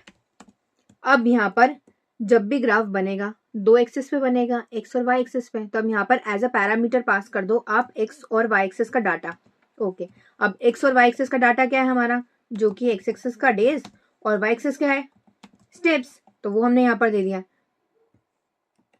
अब देखो, अगर इसका सिंटेक्स समझ नहीं आया, इसका सिंटेक्स समझा देती हूँ। ये जो प्लॉट है ना, ये एक बिल्ट इन फंक्शन है जो कि हमें पाई प्लॉट प्रोवाइड कर रहा है, और इसको हम यहाँ पर कॉल लगा रहे हैं। पाई प्लॉट को यूज करके हम प्लॉट को कॉल लगा रहे हैं जिससे कि वो एक लाइन ग्राफ क्रिएट कर दे, इसका मतलब ये है। और लाइन ग्राफ किससे क्रिएट करेगा, डाटा से। डाटा क्या है, एक्स एक्सिस का डेज है और वाई एक्सिस का स्टेप्स है, जो कि हमने यहाँ पर दे रखा है। इसको यूज करके आप पूरा ग्राफ क्रिएट कर दो, लाइन ग्राफ। नेक्स्ट काम क्या होगा हमारा, हमने ग्राफ तो बना दिया, अब इसको शो भी तो कराना पड़ेगा। तो शो कराने के लिए हम फिर से पाई प्लॉट वाले का फंक्शन को कॉल लगा रहे हैं, कॉल लगा रहे हैं, हाँ ये बात का ध्यान रखना। और कॉल लगाते वक्त हम क्या करते हैं, पेरेंथेसिस पास करते हैं, पेरेंथेसिस एम्प्टी होगा क्योंकि हमें यहाँ पे कुछ भी डाटा देने की जरूरत नहीं, यहाँ पर थी इसीलिए। शो का काम होगा कैसे, शो करके बता दे। चलिए रन करते हैं हम। देखिए बहुत अच्छे से ग्राफ शो कर रहा है। और हमने स्टार्ट कहाँ से किया था, फर्स्ट वाला डे था जिसपे 2000 था, तो देखो फर्स्ट वाले डे पे 2000 है। उसके बाद नेक्स्ट क्या था, 3500 था सेकंड वाले डे पे, तो 3500 है सेकंड वाले डे पे, ये देखो 3500 है। फिर था 4000, तो 4000 है। फिर है 45000, तो वो है। और फिर है 5000, तो वो बता रहा है। आई होप आपको समझ आ गया होगा। अब देखो ये चीज तो हमने देख ली, मैं एक और चीज आपको बताऊं। हमने ये ग्राफ तो पूरा बना लिया, इसका मैं एक दो चीजें और समझा भी देती हूँ। बट यहाँ पर ना लाइन ग्राफ बना हुआ है, और लाइन ग्राफ से हमें ना इतना क्लियरली समझ नहीं आ रहा है। देखो ये समझ आ रहा है कि अच्छा ये वाला सबसे हाईएस्ट पॉइंट है, ये वाला थोड़ा मीडियम है, ये वाला लोएस्ट पॉइंट है। बट अगर यहाँ पर हम मार्कर्स को भी यूज कर दे, तो मतलब यहाँ पर हम डॉट बना दे, स्टार बना दे, हर एक पॉइंट पर जहाँ पर भी डाटा शो हो रहा है ना, 2000 पे एक डॉट बन जाए, 3 पे बन जाए, जैसे कि यहाँ पर एक डॉट बन जाए, फिर 3 वाले पे यहाँ पर एक डॉट बन जाए, फिर 4 वाले पे यहाँ पर एक डॉट बन जाए, तो ज्यादा बेहतर नहीं समझ आएगा, वो ज्यादा बेहतर रहेगा। ठीक है, तो वो बना के देखते हैं। बट उससे पहले एक और चीज मैं आपको बता देती हूँ कि हमने एक्स एक्सिस और वाई एक्सिस पर डाटा तो दे दिया डेज और स्टेप्स का। देखो एक्स एक्सिस ये हो गया है और वाई एक्सिस ये हो गया, और बिल्कुल सही बता रहा है। देखो 1 2 3 4 एक्स पे बता रहा है, और 2000 3000 5000 ये जो भी है ये यहाँ पर वाई एक्सिस पे बता रहा है। बट इसका गोल्डन रूल भी होता है। गोल्डन रूल ये होता है जो मैंने आपको बताया था ना, कैसे पता चलेगा कि एक्स एक्सिस पे कौन सा डाटा देना है और वाई एक्सिस पे कौन सा डाटा देना है। देखो उसके लिए बता रही हूँ, अगर कोई सा भी डाटा इस तरीके का है जो किसी और पे डिपेंडेंट ज्यादा नहीं है, तो फिर उसको रखो आप एक्स एक्सिस पे। फिर से बता रही हूँ, अगर नहीं समझ आया तो, अगर कोई सा भी डाटा इस तरीके का है जो किसी और चीज पे डिपेंडेंट नहीं है, मतलब वो वाई पे डिपेंड नहीं कर रहा है, किसी और वाले डाटा पे डिपेंड नहीं कर रहा है, तो उसको आप रखो एक्स एक्सिस पे। जैसे कि डेज हो गए, इनपुट हो गया, या फिर टाइम हो गया, या फिर कैटेगरी हो गया। ठीक है, उसको रखो आप एक्स एक्सिस पे। मैं यहाँ पर एक्सप्लेनेशन से भी बता देती हूँ। अगर कोई सा भी ऐसा डाटा है जैसे कि इनपुट हो गया, डे हो गया, टाइम हो गया, या फिर कैटेगरी हो गया, जो कि कुल मिला के किसी और चीजों पे ज्यादा डिपेंडेंट नहीं है। क्या इनपुट किसी और पे डिपेंडेंट है? नहीं, हमें इनपुट देना, हम दे देंगे, सिंपल बात। तो ऐसी चीजें आप एक काम करो, इस एक्स एक्सिस वाले पे रख दो। और अगर कुछ ऐसा डाटा है जो कि किसी और पर डिपेंडेंट है, जैसे कि हो गया रिजल्ट। रिजल्ट क्या किसी और पे डिपेंडेंट है? ऑब्वियसली डिपेंडेंट होगा ना। अगर आप इनपुट ही नहीं दोगे, वैल्यू नहीं दोगे, डाटा नहीं दोगे, तो फिर रिजल्ट आएगा कहाँ से? आपको उसको कुछ ना कुछ काम करने को भी बताना पड़ेगा, तब भी रिजल्ट आएगा। रिजल्ट मान लो, आउटपुट बोल लो इसको, या फिर कोई वैल्यू बोल लो। इस तरीके का अगर कुछ भी डाटा है तो फिर आप इसको रखो वाई एक्सिस पे, इसको रखो एक्स एक्सिस पे, और इसको रखो वाई एक्सिस पे। जो भी चीज किसी और पर डिपेंड हो रही है, अगर हमने जो अभी एग्जांपल लिया है उसी एग्जांपल से आपको समझाऊं, तो क्या डेज किसी और पर डिपेंड कर रहा है? नहीं, बट स्टेप्स कर रहा है इस क्वेश्चन में डिपेंडेंट। क्योंकि हम क्या बोल रहे हैं, कौन से दिन पर कितनी स्टेप वॉक करा है उसने, कौन से दिन पर कितनी स्टेप वॉक करी है, इसलिए हमने दिन वाला यहाँ पर लिया एक्स एक्सिस पे, और जो स्टेप्स वॉक करी है हमने उसको लिया है वाई एक्सिस पे। आई होप आपको इतना पार्ट समझ आ गया होगा, तो मैंने आपको बहुत अच्छे समझा दिया है। अब नेक्स्ट जो मैंने आपको बताया था ना कि ये लाइन ग्राफ दिख तो ठीक ठाक रहा है, मतलब अच्छे से आउटपुट भी बता रहा है, यहाँ पर हमें समझ आ रहा है कि हाईएस्ट जा रहा है, ये लोएस्ट जा रहा है, ये मीडियम है। बट एग्जैक्ट हमें समझ नहीं आ रहा है कि पॉइंट्स कहाँ पर लाई कर रहे हैं। सिर्फ एक ही सीधी लाइन दिख रही है, जब यहाँ पर चेंजेस था यहाँ पर हमें दिख रहा है, बट यहाँ पर कहीं पर भी नहीं दिख रहा है कि कहाँ पर चेंजेस है। तो उसके लिए हम क्या कर सकते हैं, यहाँ पर मार्कर लगा सकते हैं। मार्कर किसी भी शेप का आप लगा सकते हो। हाँ देखो, ये जो मार्कर होगा, या आपको इन सारी चीजों के कलर चेंज करने हैं, या मार्कर का शेप क्या रखना है, ये सारी चीजें क्या है, ये सारी चीजें एज अ पैरामीटर काम करेगी यहाँ पर। तो पैरामीटर के लिए आपको जहां पर आप प्लॉट करवा रहे हो ना अपना ग्राफ, देखो इस वाली लाइन से आप बनवा रहे हो अपना ग्राफ, तो इस वाले लाइन पर आप एज अ पैरामीटर पास कर दो अपनी चीजें, कि आपको कौन सा मार्कर रखना है, कौन सा लाइन रखनी है, कौन सा कलर रखना है, वो सारी चीजें हम यहाँ पर पास कर देते हैं। देखो मुझे चाहिए मार्कर ओ वाला, मतलब जो थोड़ा बड़ा वाला साइज का सर्कल रहता है ना वो, तो वो मैं यहाँ पर लिख देती हूँ ओ, ये मैंने यहाँ पर लिख दिया। चलिए अब रन करके देखते हैं इसको। देखिए बिल्कुल सही आ रहा है, यहाँ पर ओ लिखा हुआ आ रहा है, मतलब बड़ा वाला सर्कल ये पॉइंट करके बता रहा है। अब ज्यादा बेहतर तरीके से समझ आ रहा है। हाँ, पहले एक सीधी लाइन थी तो हमें ये तो समझ नहीं आ रहा था 3500 के बाद कौन कौन से पॉइंट्स लाई कर रहे हैं यहाँ पर। अब बहुत अच्छे से समझ आ रहा है, करेक्ट। अगर यहाँ पर आप शेप चेंज करना चाहते हो तो शेप चेंज भी कर सकते हो, जो मैंने आपको इमेजेस में बताया था ना। देखो मैं यहाँ पर बता भी देती हूँ, मैं सारे ट्राई करके नहीं बताऊंगी हाँ, क्योंकि बहुत ज्यादा टाइम लग जाएगा। इन सबको आप खुद ट्राई कर लेना। एक दो हम देख लेते हैं, जैसे कि ओ वाला तो हमने ट्राई कर लिया, वी वाला देख लेते हैं, एस वाला देख लेते हैं, पी और एक्स वाला देख लेते हैं, बाकी सब आप ट्राई कर लेना, ठीक है। वी वाला हम देख लेते हैं। देखो वी वाले में ट्रायंगल आ रहा है, अच्छा लग रहा है ये ट्रायंगल भी। हम स्क्वायर भी देख लेते हैं। देखो स्क्वायर आ रहा है, मतलब डायमंड वाला शेप का लग रहा है, बट है वो स्क्वायर, करेक्ट। अब एक्स भी हम देख लेते हैं। एक्स में क्रॉस आएगा, देखो क्रॉस आ रहा है यहाँ पर, ओके।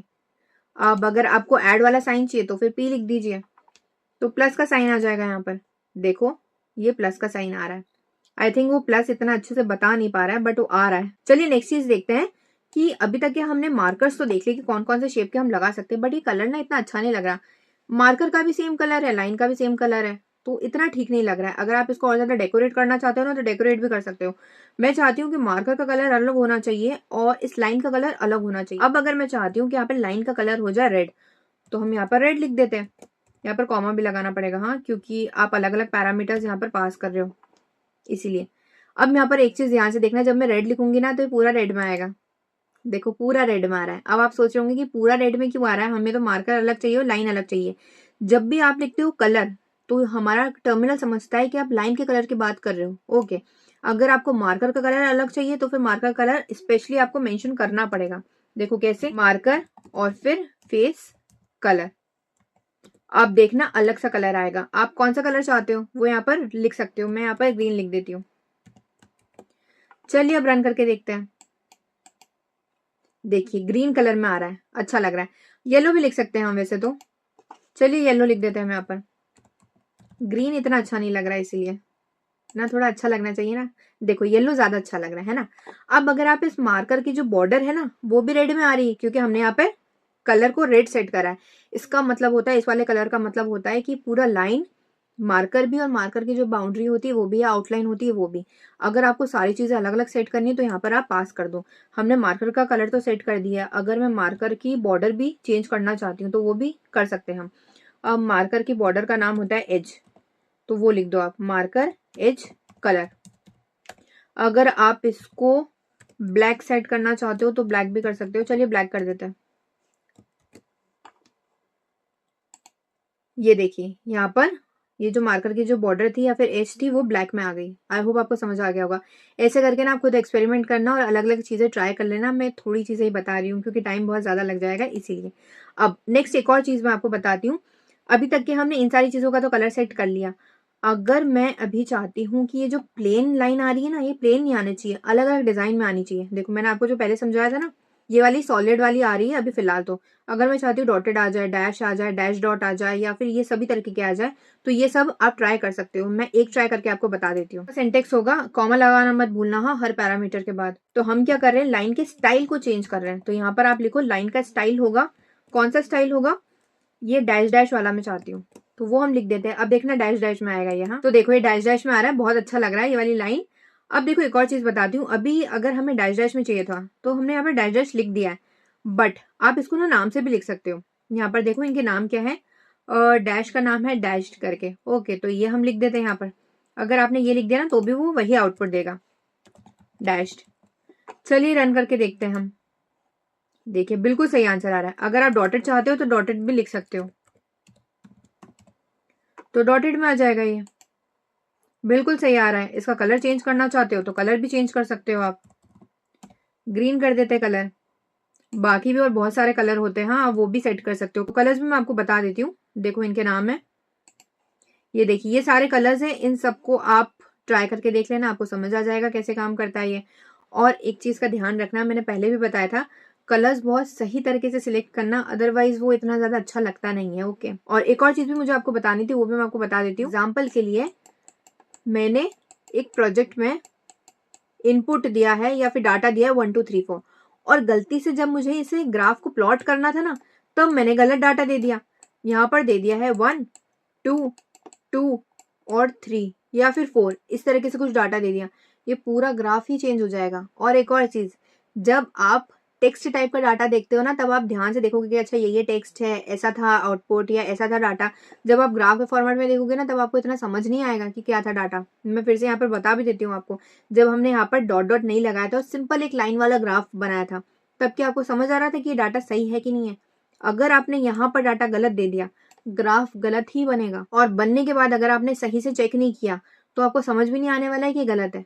वो सही जैसा ही लगेगा, क्योंकि इतने कलर्स रहेंगे उसमें, इतना सब कुछ अट्रैक्टिव बनाओगे आप, तो डाटा सही लगेगा और असल में वो बहुत गलत रहेगा। तो इसलिए हमेशा ध्यान से डाटा देना जो भी आप यहाँ पर दे रहे हो। नेक्स्ट है हमारा लेबल्स एंड टाइटल्स। अब देखो यहाँ पर ना ग्राफ बहुत अच्छे से दिख रहा है, कलरफुल भी दिख रहा है, सही भी है डाटा, बट यहाँ पर जो डाटा लिखा है ये तो हमें समझ नहीं आ रहा कि किस चीज का है। मैंने आपको समझा इसलिए आपको समझ आया, बट ये ग्राफ देखकर आपको समझ आ रहा है कि ये डाटा किस चीज का और ये वाला डाटा किस चीज का है?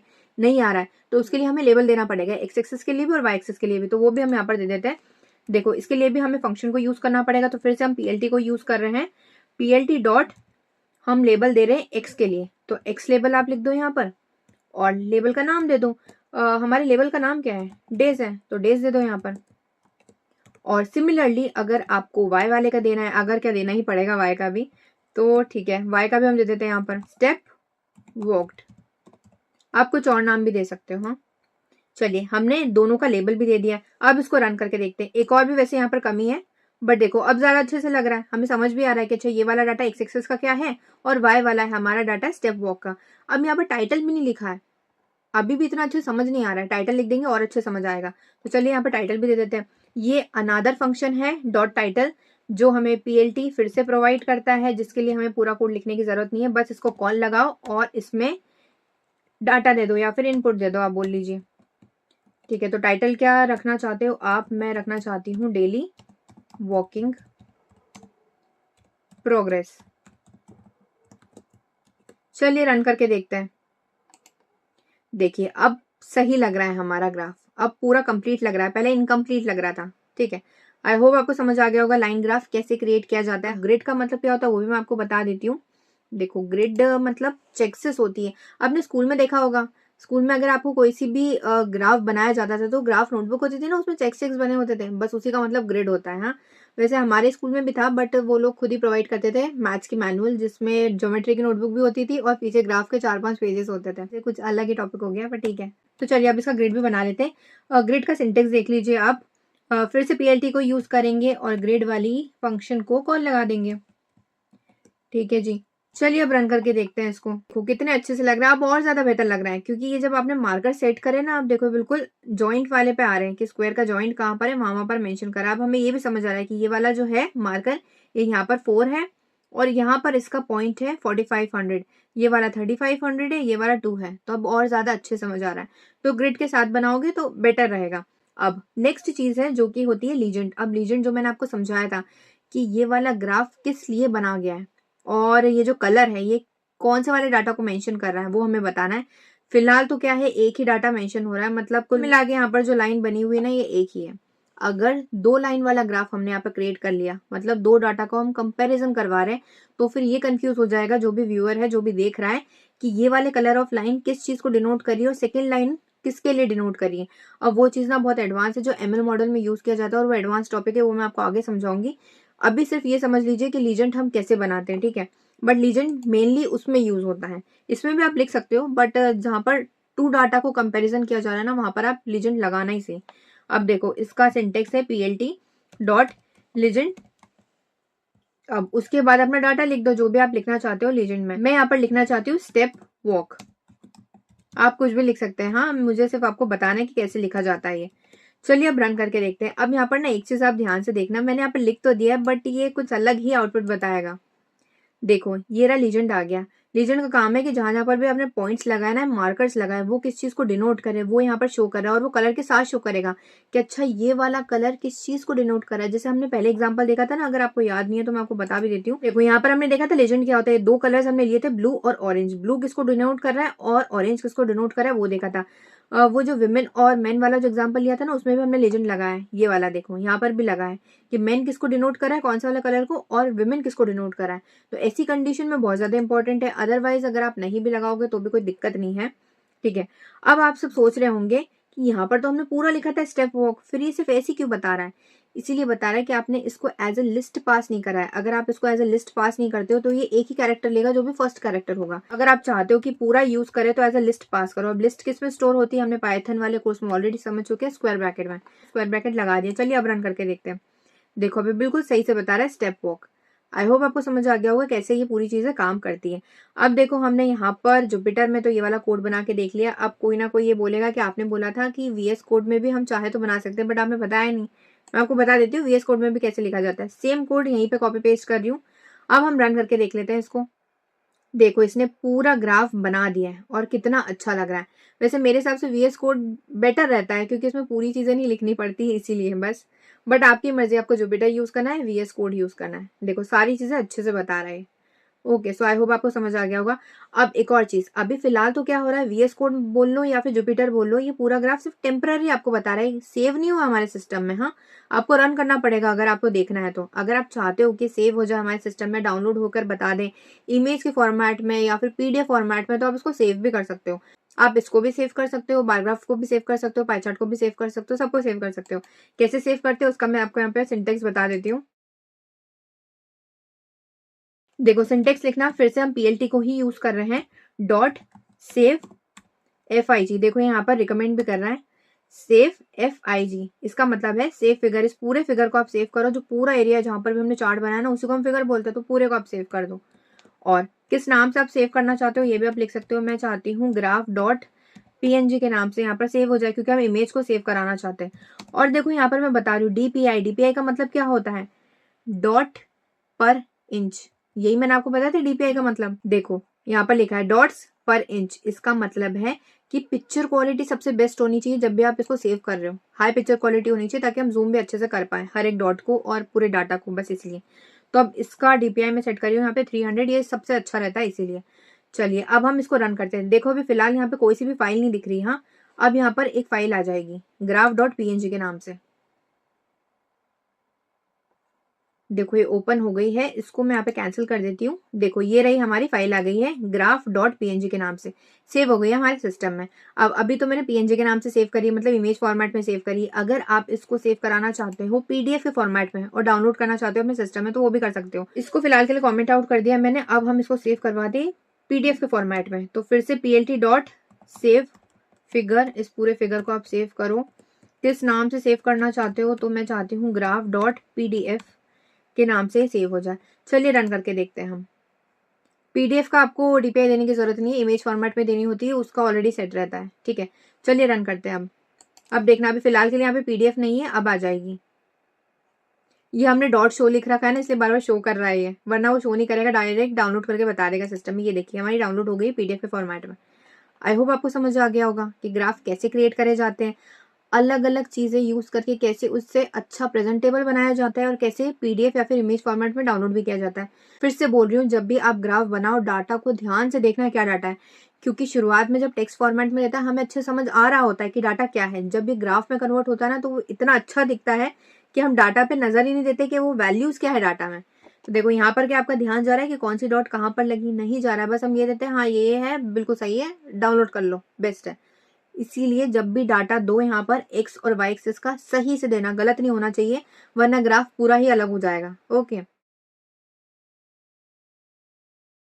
तो अब नेक्स्ट है हमारा बार चार्ट। अब हमने लाइन वाला तो देख लिया, बार वाला देख लेते हैं। इसके लिए क्वेश्चन में ले रही हूँ यहाँ पर मंथली एक्सपेंसेस का। इसका काम होगा कि हमें एक डाटा देना है जो मंथली एक्सपेंसेस को बता सके। दो डाटा देना होगा ऑब्वियसली। पहला डाटा हमारा होगा आइटम्स का, सेकेंड डाटा हमारा होगा कॉस्ट का। आइटम्स में होगा कि रेंट पर कितना पैसा लग रहा है, फूड पर कितना पैसा लग रहा है, ट्रैवल पे कितना पैसा लग रहा है, या फिर क्लोथ पे कितना पैसा लग रहा है। और कॉस्ट में आपको प्राइसिंग बताने की कितना पैसा लग रहा है इन सारी चीजों पर। ठीक है, चलिए दो डाटा हम यहाँ पर क्रिएट कर लेते हैं। सबसे पहला मैंने आइटम्स के नाम से यहाँ पे क्रिएट कर रही हूँ, लिस्ट के फॉर्मेट में हम यहाँ पर डाटा दे रहे हैं, इसलिए इस बात का ध्यान देना। सेकेंड है फूड, थर्ड है ट्रैवल। हमने एक डाटा तो क्रिएट कर लिया है, तीन इनफ है आई थिंक। ओके, आप और ज्यादा बनाना चाहो तो बना सकते हो। हम यहाँ पे तीन ही बार बनेंगे, है ना, क्योंकि हमने तीन ही डाटा दिया है इसीलिए। कॉस्ट, उसके बाद हम यहाँ पे प्राइसेस दे देते हैं कि रेंट पे जा रहा है 10,000 रुपीज, फूड पर जा रहा है 4,000 रुपीज, और ट्रैवल पर जा रहा है 3,000 रुपीज। ठीक है जी, हमने दोनों डाटा यहाँ पर दे दिया। अब हमारा बार चार्ट क्रिएट हो जाएगा, बट उसके लिए हमें एक फंक्शन को यूज करना पड़ेगा। पहले हम प्लॉट को यूज करते थे जिसका काम होता था लाइन वाले ग्राफ क्रिएट करना। अब यहाँ पर हम बार को क्रिएट करा रहे, तो हम यहाँ पे सिंपल लिख देंगे बार, plt डॉट बार। उसके बाद यहाँ पर आप मेंशन कर दो, मतलब एज अ पैरामीटर पास कर दो डाटा को, एक्स एक्सेस वाई एक्सेस, बस इसी तरीके से। ठीक है, तो सबसे पहला होगा आइटम्स और सेकंड होगा हमारा कॉस्ट। और नेक्स्ट अगर आप कोई कलर सेट करना चाहते हो तो वो कर दो सेट। कलर मैं यहाँ पर ऑरेंज दे रही हूँ, आप कोई और सा भी दे सकते हो। बहुत सारे कलर्स है जो मैंने आपको पूरा इमेज दिखाई है ना, वहां पर आप देख लेना, जो भी कलर सेट करना चाहो कर सकते हो। चलिए, ये भी हमारा काम हो चुका है। अब नेक्स्ट है इसका टाइटल देने की बारी है, तो टाइटल भी दे देते हैं, plt dot title monthly expenses. अब नेक्स्ट क्या होगा, लेबल, तो लेबल भी हम दे देते हैं, हम वाई एक्सेस का दे देते हैं, एक ही लेबल काफी है इसमें तो। ओके, क्योंकि हमें यहाँ पे सिर्फ अमाउंट ही शोकेस करना है कि कितना अमाउंट है ये सारी चीजों का, इसीलिए आप दोनों का चाहो तो वो भी दे सकते हो एज योर विश। तो मैं यहाँ पर अमाउंट दे देती हूँ। अब नेक्स्ट हमारा सारा काम हो चुका है, पूरा बार चार्ट क्रिएट हो चुका है, सिर्फ शो कराना है हमें। तो अब शो लिख देते हैं, शो वाले फंक्शन को कॉल लगा देते हैं। और ये जो एरर बता रहा है ये इसीलिए बता रहा है क्योंकि हमने यहाँ पर इंपोर्ट नहीं करा है, import Matplotlib pyplot as plt। Okay, चलिए रन करके देखते हैं अब हम। देखिए बिल्कुल सही आंसर आ रहा है और बहुत अच्छा लग रहा है ना, कलर भी अच्छा लग रहा है। कोई और भी कलर हम सेट कर सकते हैं। आइटम्स था तो आइटम्स यहाँ पर बकायदा वो बता रहा है रेंट, फूड और ट्रैवल, और मैंने सिर्फ वाई एक्सेस के लिए लेबल दिया है इसलिए उसने सिर्फ वाई पे बताया। आप एक्स और वाई दोनों पर दे सकते हो एज अ विश। टाइटल हमने दिया था तो वो बता रहा है। रेंट क्या दिया था हमने 10,000, तो 10,000 यहाँ पर बता रहा है, फिर 4,000 बता रहा है, 3,000। ओके, सो आई होप आपको समझ आ गया होगा कैसे काम करता है। तो नेक्स्ट है हमारा पाई चार्ट। अब देखो यहाँ पर पाई चार्ट का ना थोड़ा सा सिंटेक्स अलग होगा जो हमने बार और लाइन वाला देखा था अभी तक के, इसीलिए क्यों, क्योंकि यहाँ पर ना हमें परसेंटेज पे काम करना पड़ेगा। एक पूरा सर्कल है जो 100% होता है, मैं ऑलरेडी आपको समझा चुकी थी। उसके बाद अगर वहां पर हमने 3 डाटा दिया तो उन सभी के परसेंटेज भी डिफाइन होते हैं। डाटा तो होगा कि किस चीज का है, बट साथ में परसेंटेज भी लिखा हुआ था कि 95% है, 50% है, 40% है, इस तरीके से।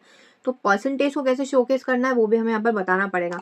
तो उसके लिए सिंटेक्स थोड़ा सा चेंज रहेगा, कैसा वो मैं आपको बता देती हूँ। तो अब देखो एग्जाम्पल मैं वही ले रही हूँ, फिर से हमें चेंज करने की एग्जाम्पल जरूरत नहीं, बस ये वाला सिंटेक्स चेंज होगा पूरा, तो वो आप यहाँ पर ध्यान से देख लो। अब देखो plt को फिर से हम यूज करेंगे और हम क्रिएट करेंगे पाई चार्ट।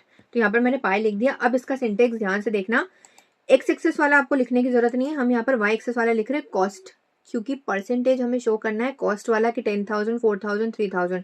तो वाई वाला आप यहाँ पर लेना, तो वो हम यहाँ पर ले रहे हैं। तो सबसे पहले वो लिखो वाई का, उसके बाद एज लेबल्स भी हमें वहां पर मेंशन करना पड़ेगा। पाई चार्ट में लेबल्स भी मेंशन करना पड़ता है ना, देखो यहाँ पर मैंने आपको बताया था पहले ही। अब देखो यहाँ पर मैंने पाई चार्ट में आपको समझाया था ना कि लेबल्स देना पड़ता है। यहाँ पर सीनियर्स लिखा हुआ है, अडल्ट लिखा है यहाँ पर, ये सारी चीजें, और साथ में परसेंटेज भी है, तो ये दोनों चीजें हम यहाँ पर मेंशन कर देते हैं। तो सबसे पहले तो वाई एक्सेस वाला यहाँ पर दे दो और लेबल में डायरेक्टली एक्स एक्सेस का पास कर दो, ताकि वो एक्स एक्सेस का जो डाटा है ना, जैसे कि रेंट हो गया, फूड हो गया, ट्रैवल हो गया, जैसे वहां पर अडल्ट लिखा हुआ रहा है, जो भी स्ट्रिंग वाला डाटा है जो आपको मेंशन कराना है एज ए लेबल, उसको इस लेबल में पास कर देना। ठीक है, तो मैं यहाँ पर लेबल्स में उसको पास कर रही हूँ। देखो अगर नहीं समझ आए फिर से बता रही हूँ कि लेबल्स में मैंने आइटम्स को क्यों पास करा है।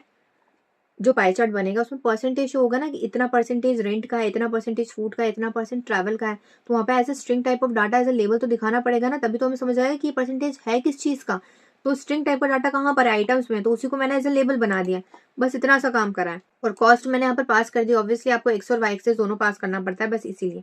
ठीक है, और एक्स एक्सेस को मैंने डायरेक्टली लेबल में पास कर दिया है। अब देखो नेक्स्ट हमारा काम आता है परसेंटेज का। परसेंटेज का काम क्या रहेगा, जैसे यहाँ पर इसने शो करा है ना कि 13.18%, इस तरीके से परसेंटेज शो करे। अब इसका फॉर्मेट आप ध्यान से देख लो, फ्लोट डाटा टाइप है, शुरुआत में डाटा है मतलब इंटीजर है, फिर डॉट है, फिर से इंटीजर है, तो मतलब ये फ्लोट डाटा टाइप है, और आखिरी में परसेंटेज भी लिखा हुआ है।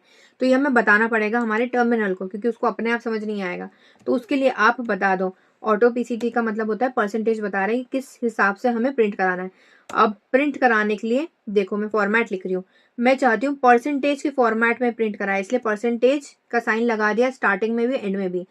अब इसका फॉर्मेट बताओ किस फॉर्मेट में प्रिंट होना चाहिए। मैं चाहती हूँ कि 33.33 इस तरीके से प्रिंट हो, तो ये क्या है, डेसिमल में है, तो आप इसका फॉर्मेट लिखो 1.1। 1.1 का मतलब है कुछ भी डाटा है, जो भी परसेंटेज है कुल मिला के वहां पे वो परसेंटेज लिखा हुआ है, फिर डॉट है, फिर से जो परसेंटेज है डेसिमल के बाद की वैल्यू वो भी लिखी हुई है, और उसके साथ साथ एक परसेंटेज का साइन भी प्रिंट हो, ताकि वो थोड़ा सा अच्छा लगे, हमें पता चल जाए कि परसेंटेज है, वो लिखा है।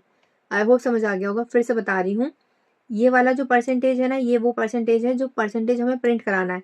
ये जो स्टार्टिंग और एंडिंग का परसेंटेज है ना, ये वो परसेंटेज है कि मैं बता रही हूँ कि परसेंटेज का फॉर्मेट है, ये पूरा परसेंटेज के लिए हम प्रिंट करा रहे हैं। समझ आ गया? चलिए, बहुत बारीकी से समझाया। हाँ, इतना प्रीमियम कंटेंट आपको मिल रहा है यार, प्लीज सब्सक्राइब कर दो, चैनल को ग्रो करवा दो। I need your support. Okay, मैं चाहती हूँ कि अच्छे नए नए कोर्सेज आपके लिए लेकर आ पाऊँ इतनी इजी लैंग्वेज में, वो भी क्रिएटिव प्रोजेक्ट्स के साथ। तो उसके लिए मुझे आपकी सपोर्ट की जरूरत है यार। सब्सक्राइबर्स बढ़ेंगे, लाइक्स बढ़ेंगे, व्यूज बढ़ेंगे, तो मैं और नए प्रोजेक्ट्स आपके लिए लेकर आ पाऊंगी। ओके, चलो ये तो हमने लिख दिया।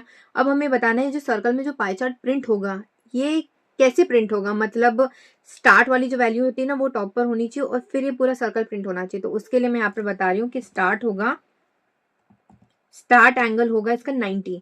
90 का मतलब है कि जो भी फर्स्ट वाली वैल्यू जहां से भी स्टार्ट हो रहा है ना, वो टॉप पर है। देखो मैं यहाँ पर बताती हूँ आपको।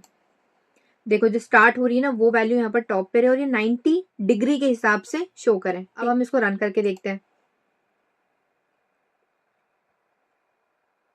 अब ये एरर इसीलिए बता रहा है, देखो एरर भी आपको बता रही हूँ मैं, यहाँ पर एरर बता रहा है क्योंकि हमने यहाँ पर एफ नहीं लिखा है। एफ क्यों नहीं लिखा है आपको इसको ये भी बताना पड़ेगा। ये तो हमने लिख दिया कि 1.1 मतलब कोई भी इंटीजर प्रिंट हो, डेसिमल लगे, फिर से इंटीजर प्रिंट हो, जो डेसिमल के बाद की वैल्यू वो भी प्रिंट हो। बट ये पूरा डाटा है किस टाइप का, ये डाटा है फ्लोट टाइप का, तो यहाँ पर हमें फ्लोट मेंशन भी करना पड़ेगा कि फ्लोट है। देखो अब सही आ रहा है, मैंने पहले ध्यान नहीं दिया क्यों कलर अलग क्यों बता रहा है। चलिए फिर से रन करते हैं हम, कोई बात नहीं, छोटी मोटी गलतियां होती रहती है। देखो बहुत अच्छे से बता रहा है। हाँ अच्छा लग रहा है हमारा पाई चार्ट, थोड़ा सा कलर इतना अच्छा नहीं, वो हम चलो चेंज भी कर देंगे, बट बाकी अच्छा लग रहा है। और ये जो अमाउंट है ना, ये इसको देख के कंफ्यूज मत होना, इसमें पाई चार्ट में कोई जरूरत नहीं होती इसकी एक्स एक्सेस वाई एक्सेस की, क्योंकि हम ऑलरेडी लेबल्स दे देते हैं, तो उसी से हमें समझ आ जाता है। चलिए फिर से रन करके देखते हैं इसको। देखो अब सही से आ रहा है ना, यहाँ पर ट्रैवल एज ए लेबल आ रहा है, जो मैंने यहाँ पर लिखा था ना एक्स एक्सेस वाला जो डाटा था, उसको मैंने आइटम्स को यहाँ पर पास करा था लेबल्स में, तो ट्रैवल एज ए लेबल आ रहा है, रेंट एज ए लेबल आ रहा है, फूड एज ए लेबल आ रहा है, ताकि हमें समझ आ सके कि अच्छा ऑरेंज वाला जो पार्ट है फूड का है, ये जो ब्लू वाला पार्ट है रेंट का है, ट्रैवल ग्रीन है। ओके, और परसेंटेज भी बहुत अच्छे से बता रहा है, और जो मैंने फॉर्मेट लिखा था उसी फॉर्मेट में बता रहा है। देखो शुरुआत में डाटा लिखो जो भी इंटीजर है, फिर डेसिमल लगाओ, फिर डाटा लिखो, फिर परसेंटेज भी बताओ। तो देखो वैसे ही आ रहा है। आई होप आपको समझ आ गया होगा। अगर आपको इनके कलर्स अच्छे नहीं लग रहे, मुझे भी अच्छे नहीं लग रहे हैं, तो आप इनके कलर्स चेंज भी कर सकते हो। कैसे चेंज करते हैं वो भी मैं आपको बता देती हूँ। अब देखो अगर आपको अपने ग्राफ को और ज्यादा अट्रैक्टिव बनाना है या स्टाइल करना है कुल मिलाकर, तो हम क्या करते हैं, जहां पर भी हमारा चार्ट को प्लॉट कर रहे, बना रहे, क्रिएट कर रहे हैं, वहां पर हम एज अ पैरामीटर उस वाली चीज को पास कर देते हैं। तो वही हम यहाँ पर करेंगे। हमें अगर कलर चेंज करना है तो यहाँ पे कलर्स को पास कर दो, कलर्स इक्वल्स टू कलर्स मैं यहाँ पर लिख रही हूँ। अब आप सोचोगे ये तो कलर्स ही लिख दिया, इसका मतलब क्या है, कलर्स यहाँ पर डिसाइड तो करा ही नहीं है। डिसाइड हम कर रहे हैं, देखो कलर्स नाम का अब एक वेरिएबल टाइप हम यहाँ पर क्रिएट कर लेंगे, जो कि मैं ऑलरेडी यहाँ पर पास कर चुकी हूँ। ठीक है, देखो कलर्स के नाम से एक वेरिएबल यहाँ पर क्रिएट कर लो। अब यहाँ पर आप सेट कर दो एज अ लिस्ट में कि कौन सा कलर आप सेट करना चाहते हो। रेंट का कौन सा कलर चाहते हो आप, मैं चाहती हूँ कि रेड हो जाए रेंट का कलर। ओके, अब फूड का क्या चाहते हो आप कलर, मैं चाहती हूँ येलो हो जाए फूड का कलर, मैं चाहती हूँ पिंक हो जाए ट्रैवल का कलर। चलिए जी, हमने यहाँ पर कलर भी सेट कर दिया।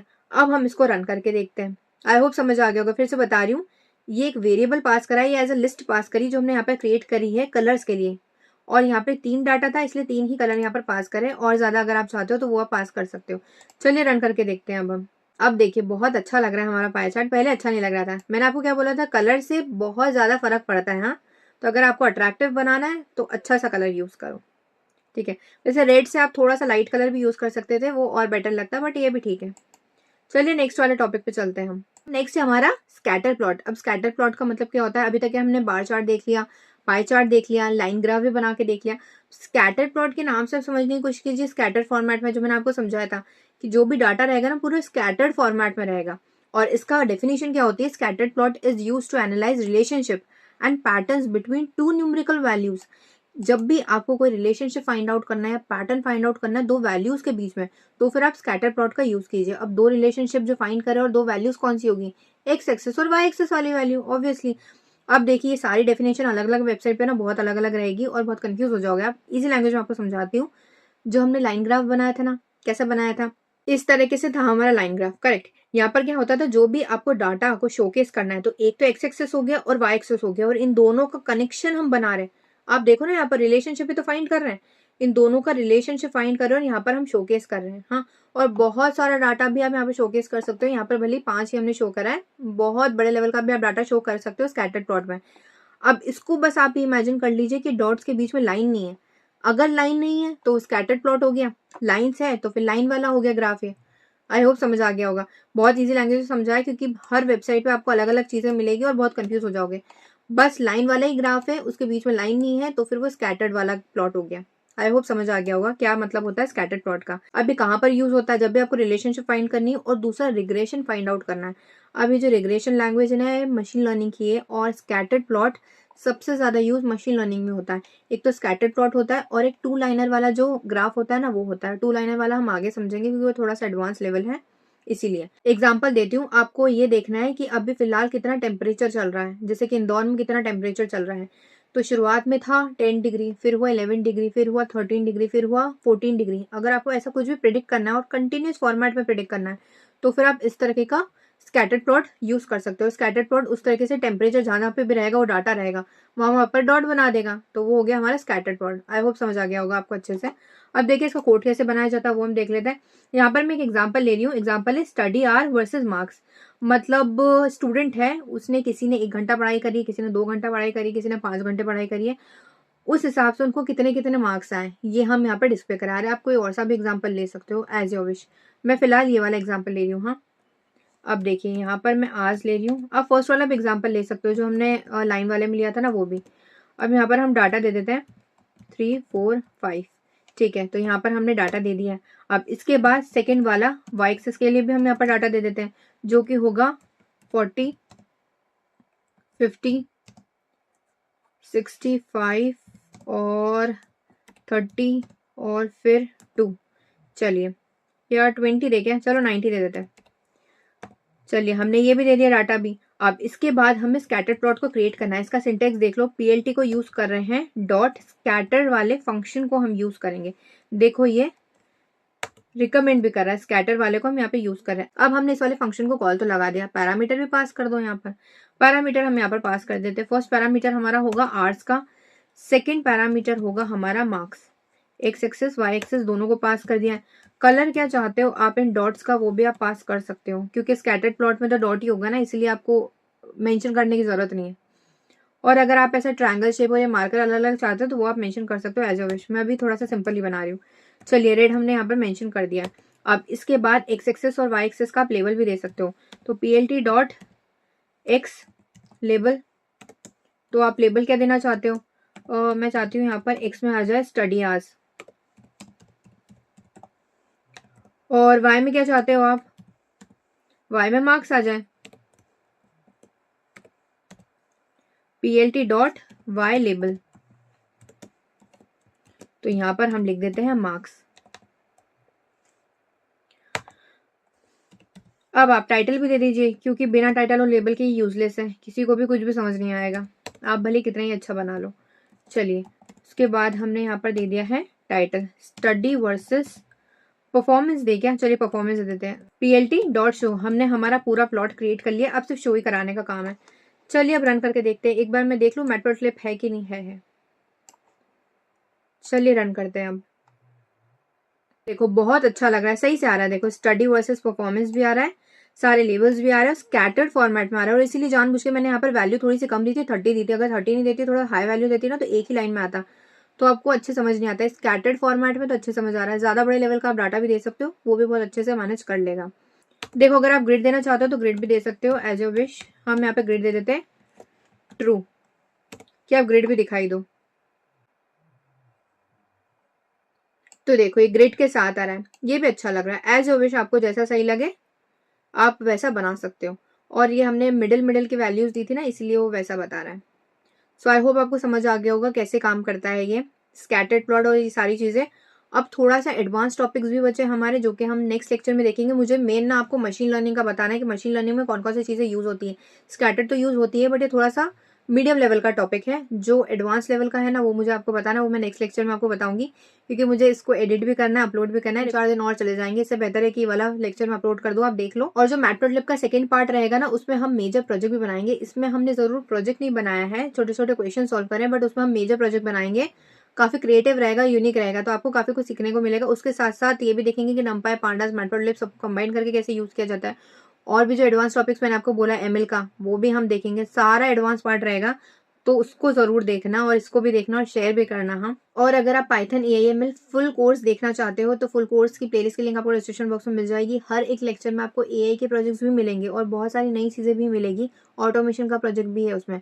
तो वो वाली पूरी प्लेलिस्ट फॉलो करना, स्टार्टिंग से कुछ भी मिस मत करना, बहुत अच्छी अच्छी चीज़ें हैं उसमें।